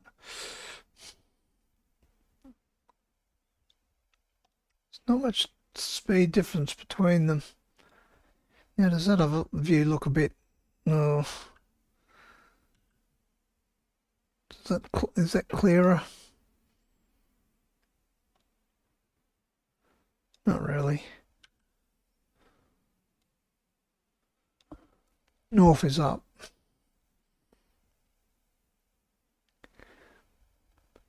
Is my logic going to work? When I was running that that long form one the other night, and my logic just did not work. I totally screwed up that run. That was embarrassing. And just sailed right past it, past the rendezvous point, and left poor old Val out there in the cold with no snacks.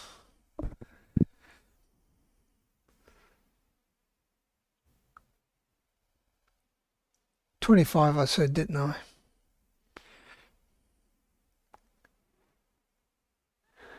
Well, we're counting down to 25. We should hit that condition. If it starts going up again, we've missed it.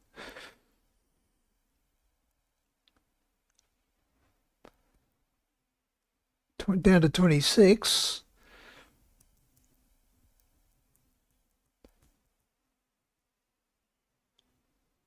Point 5, 0.4, 0.3, 0.2, 0.1, 25. Well, I think it jumped to the next function.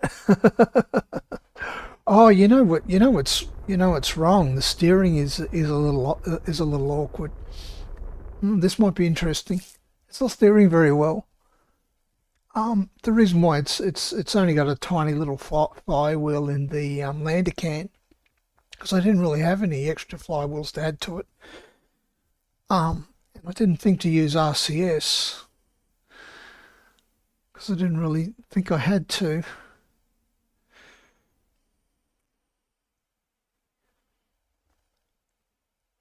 This logic is real slow, but you know, it seemed to be pretty reliable. It certainly did the rescues okay. The rescue missions. Yeah, see, the engines came on before the... Oh, you know what? Because alright, I've only allowed 10 seconds for the steering. It needs about 40 seconds. Alright, that might be a problem. I reckon it'll still get close. I still reckon it'll get within 50 meters and kill its velocity. Yeah, you shouldn't switch on your engines before your steering's finished, because it means, you know, you're thrusting in random directions. Then that's a little vulgar. All right. Oh, we're lined up okay. I don't know if you can see that. We've got the pink position markers on the yellow velocity marker. Not perfect, but it's getting there. It's getting there.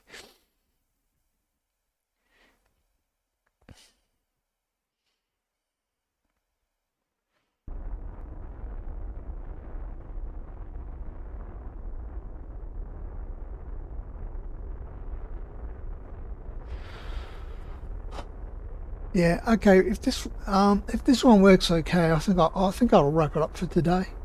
I still haven't watched my episode from yesterday yet. I really need to watch it. I think I've watched some of it, but not all of it. I end up having to fast forward through my own videos, so because they're 3 hours. We'll try to wrap this one up in 2 hours if it all works correctly. If they park near each other, I'll consider that a success.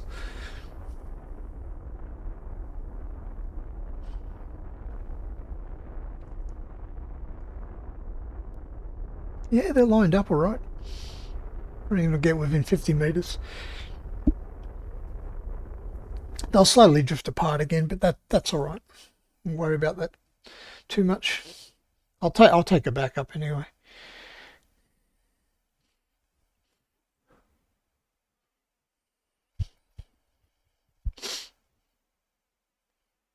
Yeah, 25 kilometers is a long distance to make up safely, so that's why it's taking so long.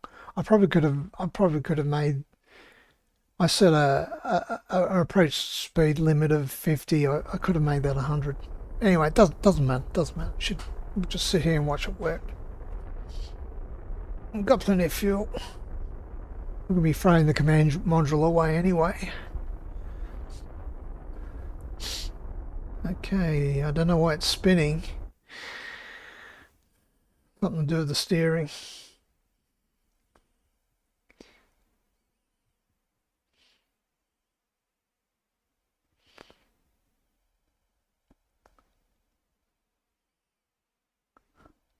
I could physics warp it, but I don't really want to. Seems to be working all right, albeit a bit slow.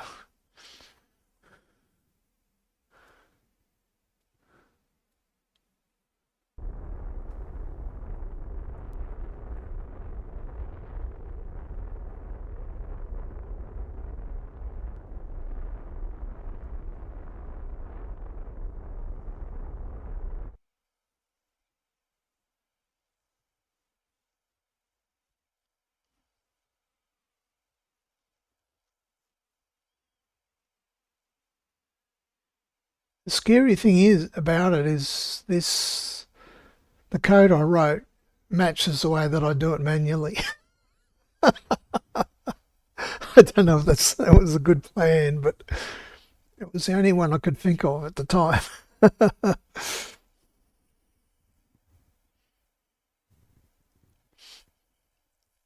Yeah, it's a brute force method. You're not supposed to do it this way. You're supposed to have phasing orbits. I'm going to try to do a little bit better.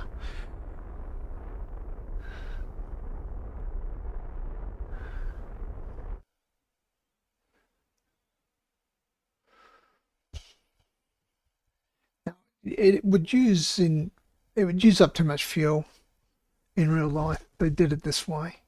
It's a bit unpredictable too. So, geez, one screw up, you end up putting your dragon through the middle of your space station. It would not be a good look. You'd probably take out all the solar panels, even if you got too close. I think they have had one collision.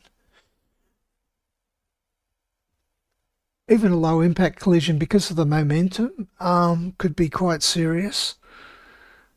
It could probably do quite a lot of damage. There's no way they're gonna let Starship anywhere near the space station. It's going to be full of fuel. So if Mr. Musk even gets to that point, I think he'd be lucky to even get to that point. No one's demonstrated the use of cryo refueling in space yet. I can see a lot of problems with it. There's no gravity. There's no gravity for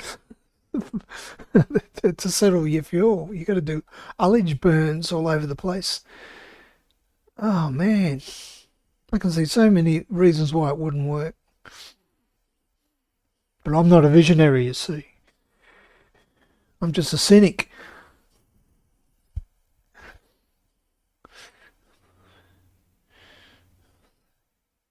Anyway, time will tell who's right and who's wrong. Time will tell. Oh, yeah. the SpaceX, nice segue. The SpaceX Starship launch is it's still scheduled for no earlier than Sunday Texas time. That'd be Central Time. So I'll be getting up Monday morning Australia time to cover the live feed. So I just add my own commentary to it. There's you can go to NASA space flight or everyday astronaut if you want to buy a coffee cup or a t-shirt or something like that, or you can just go and watch it and listen to the SpaceX commentary. Plenty of choice there, but yeah, mine's there if you want to hear me talk about it. They all the same though at the moment. They haven't really varied very much for quite some time. If something new happens, it'd be good. All right, we're going to overshoot. Yeah, that steering is a bit of an issue. Don't worry, the code will try to correct for this. My logic. Yeah, we're going to overshoot. We're getting there though. We're getting there.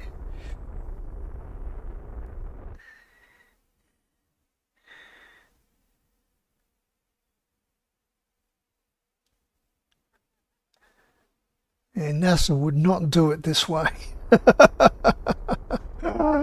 The Russians would not do it this way, and the Russians set speed records.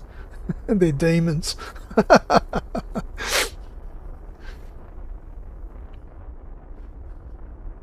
I'm sure they did it all perfectly safely. I got a lot of respect for the Russian engineers. I really do.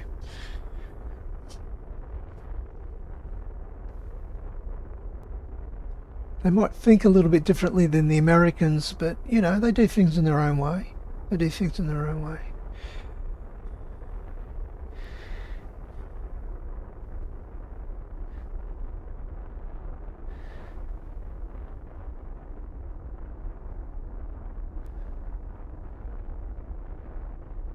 Don't know about any of the other guys because have the Chinese gone up to the International Space Station? I don't know. They got their own space station anyway. And maybe the United States has a secret one up there, a secret one or two up there as well. Who can tell? It'd be possible to hide one up there. Hide it. Well, you pretend it's people can see it, but you'd say it's something else. We might overshoot again. Damn, that steering's a bit of a problem.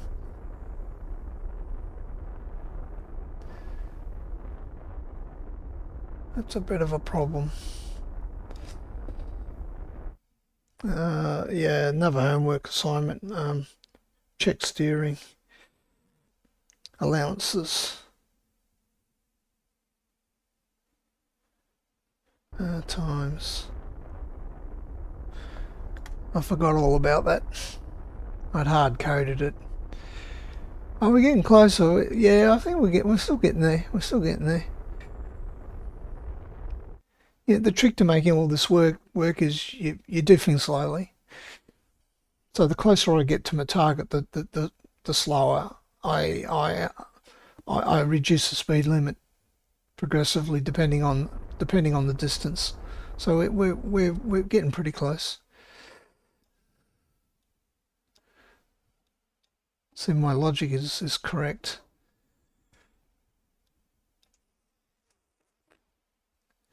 Yeah, it's turning way too slowly. Maybe I should have used RCS. Anyway, it doesn't matter. We'll see what happens. It's just going to go in a zigzag back and forth until it runs out of fuel, maybe.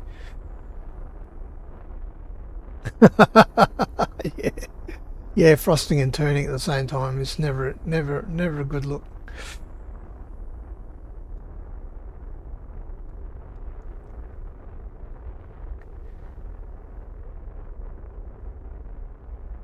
Never a good look.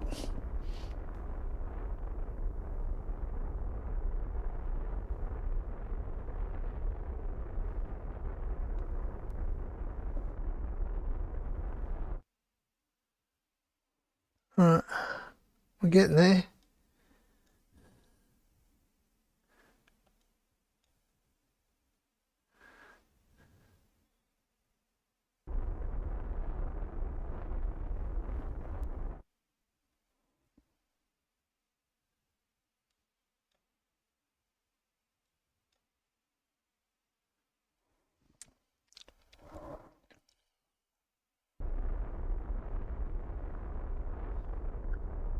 Oh God, turns bad. No, no, no, no, no. I don't think it's gonna. I don't think it's gonna work. We might get close enough. I think we're gonna get within about 50 meters. I think that's what I said.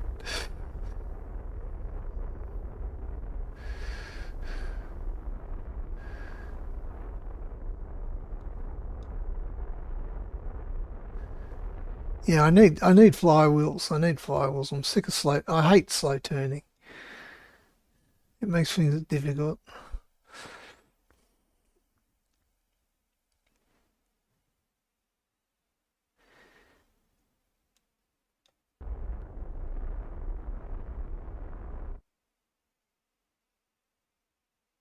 We're close enough. 50. Okay, we're killing velocity. That's it. That's our close approach. I think it's worked. Oh, fingers crossed. Fingers crossed. I got the extra lines of code in there correctly.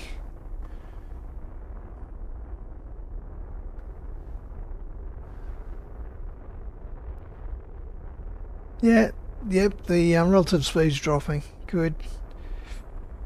I thought we were going to get a collision there for a second. That engine was... Woohoo! Woohoo! Program ended. Terminated. Brilliant. I got it in one.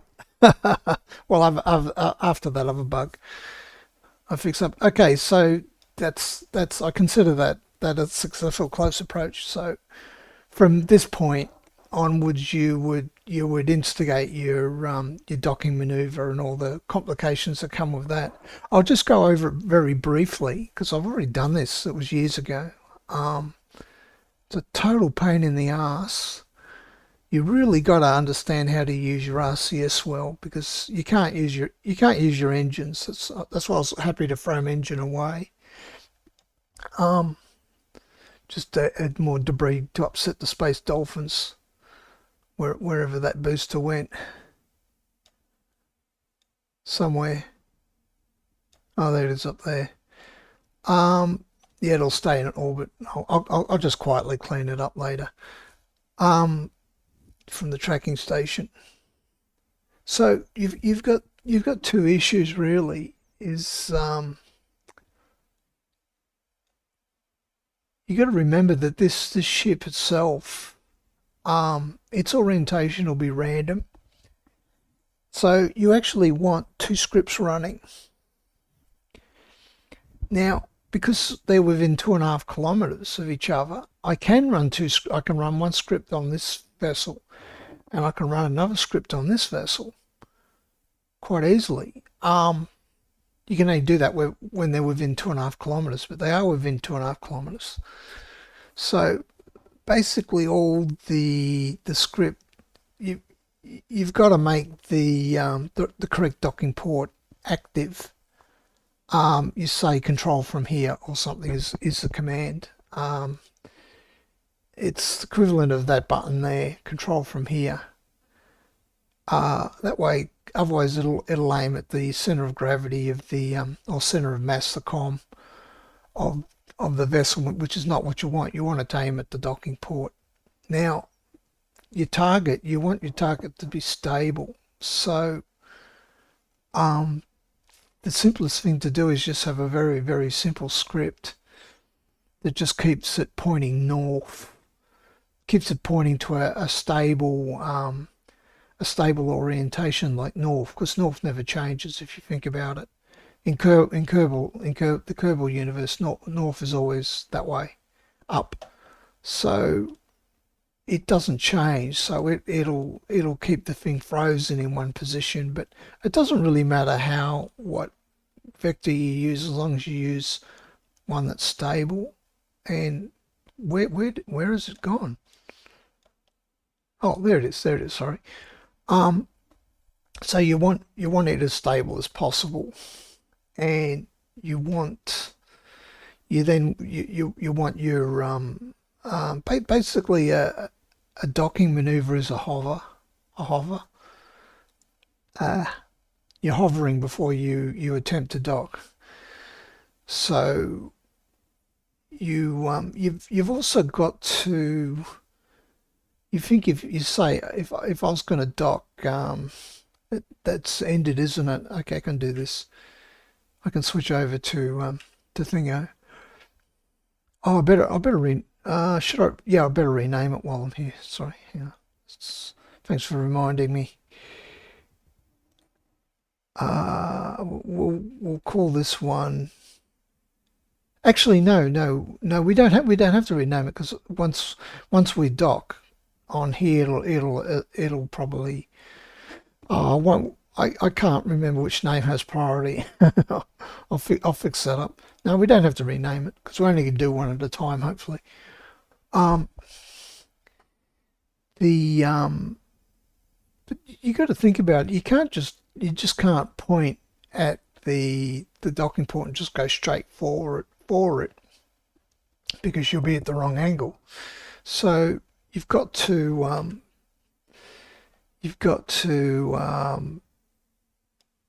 offset that somehow. God, how could I bloody lose it that easily? We're down there. There you go. They're already drifting apart. Just shows you the simulation isn't that good, is it? I did kill the velocity, but it didn't stay dead for long. It doesn't matter. It doesn't matter. They'll just drift apart. Actually, I should do that right now before I forget. Take it back up, because I'm going to write the next stage from here. I got to focus on what I'm talking about. All right, that's saved. So you can't just come straight in, because you'll be at the wrong angle. You've got to align the angles. So the way I solved it before, when I did this, there might be better ways, but you pick an offset position. You basically go to that offset position, and then you align the docking ports from there, and then you can move in a bit closer, because the closer you are, the more chance that you've got of something not being aligned correctly. So you want to sort of align it from a distance, and then try to hover it in as slowly as you can get away with.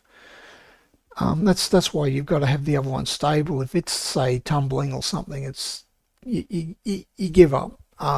You're never going to do it. So if you have a collision, unfortunately, you've got to wait for everything to settle down again. And meanwhile, you're burning through all your RCS. But I got plenty of RCS there. So yeah, it's fun. I can tell you. So you end up with several PID loops, because you've got, if you think about it, you've got to have one PID loop per roughly per degree of freedom, and we'll be in using probably linear translate mode. So not rotate mode. Let me go into rotate mode, which is a bit strange. Oh no, why not? Or is that one? No, not really. I've got to push a button, maybe. You'd think you could just click on. That's a light. That's not a button. Okay. I guess it's not. I guess it's just a light, not a button. there must be a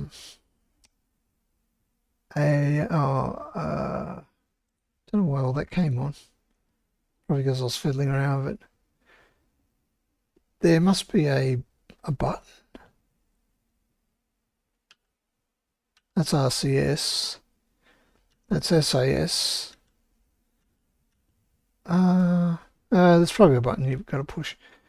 Anyway, we'll probably be you switch between linear translation and translation mode and rotate mode. So yeah, so you got several degrees of freedom there. You almost need one PID controller per degree of freedom, roughly. So yeah, it'll be interesting. Don't worry. At least I know I did it before and I know it works. So I don't have to be concerned about that, get anxious about that, about it not working, because I know it does work. And other people have done it as well. And MechJeb does it. You can always compare yourself to MechJeb. If you're in the pit of despair, you can just compare your script to MechJeb. See who gives us better results. Yeah. Just trying to, yeah, it's certainly moving away, isn't it?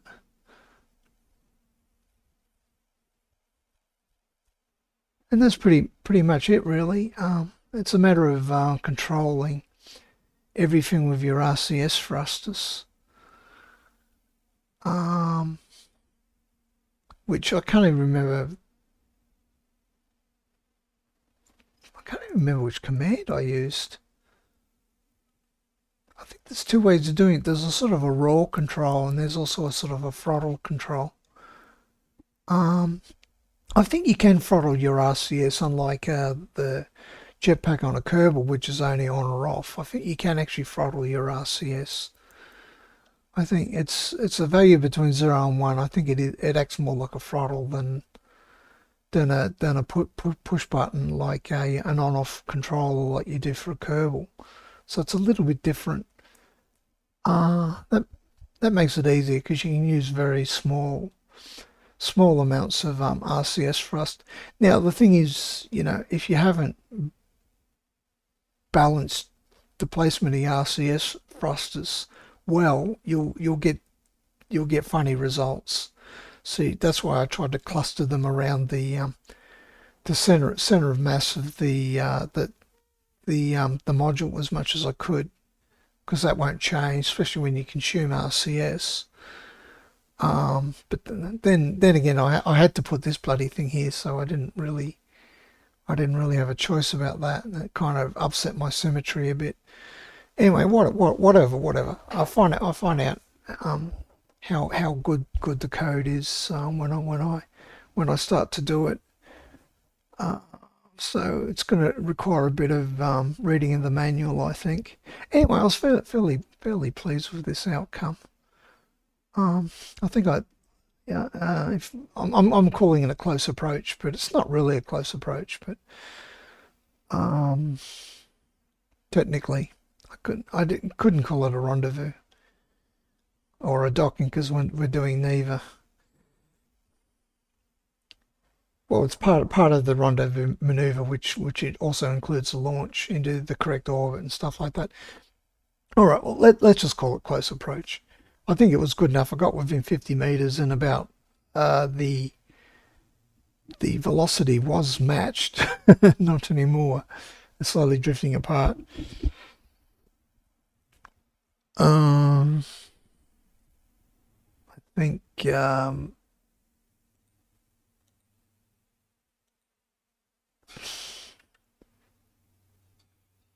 grief. They're so close together I can't oh,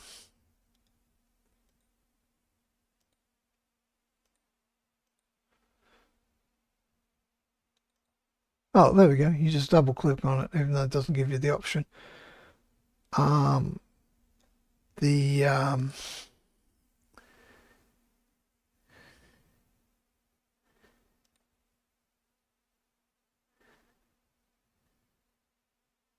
I just want to get, I'm just trying to experiment here. I've taken a save, so it's all right.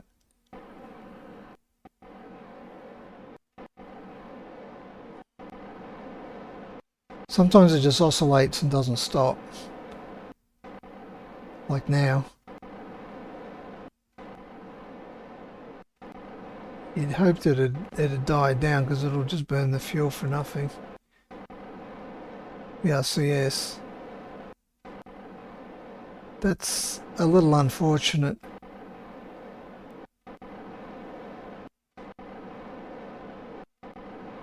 What I wanted to do was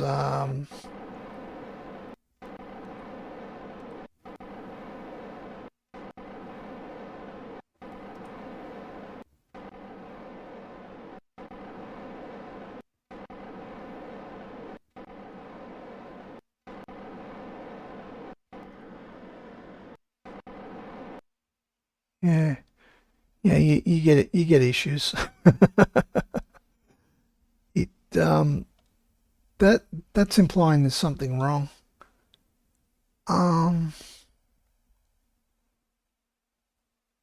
That's no good.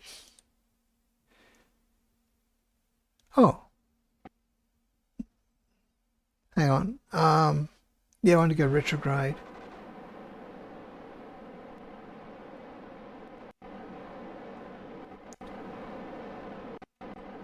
Well, it is, but it won't stay there.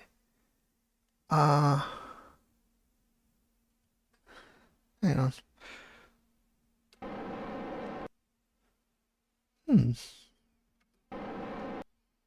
Really?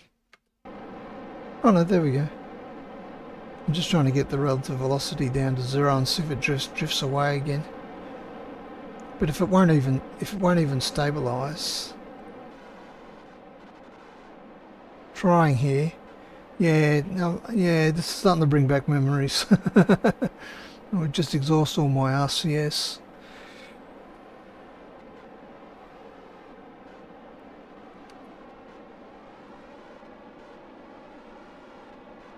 Let's see if we can get it down to 0. God, I think my program works better than this one. The SAS is a steering manager. Yeah, that's the other thing. It drops once you get down to less than a meter. It just stops working, which is frustrating.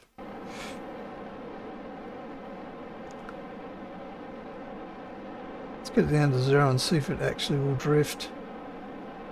God, not doing much of a job here. No, it's not going to do it. Hang on. You got to keep stopping. Yeah, it's refusing to do it. Well, pooey to you.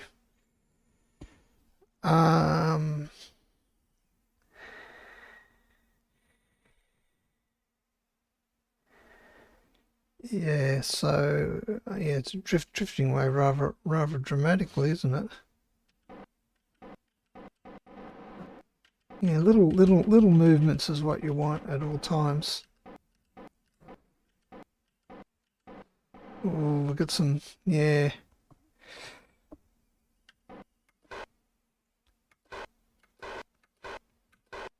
Oh, okay, I think that's as close as we're ever going to get it. Let's see if it drifts.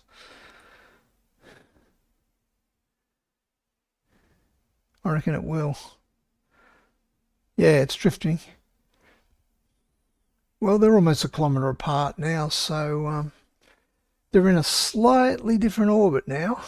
So obviously the chaser orbit, one orbit's going to be slightly faster than the other orbit. We'll either bring them together or move them apart depending on where they are. So yeah.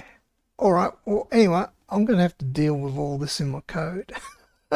This is going to be fun. What have I done? Hey, we're actually getting closer together.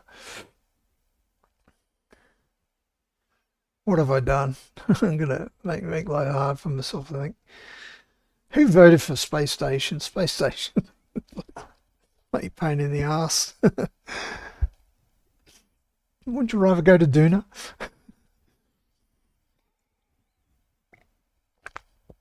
Get some science points unlocked.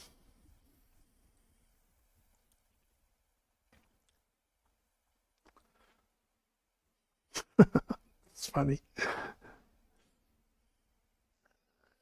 All right, I better wrap it up. I think if I'm not going to do anything else, I will.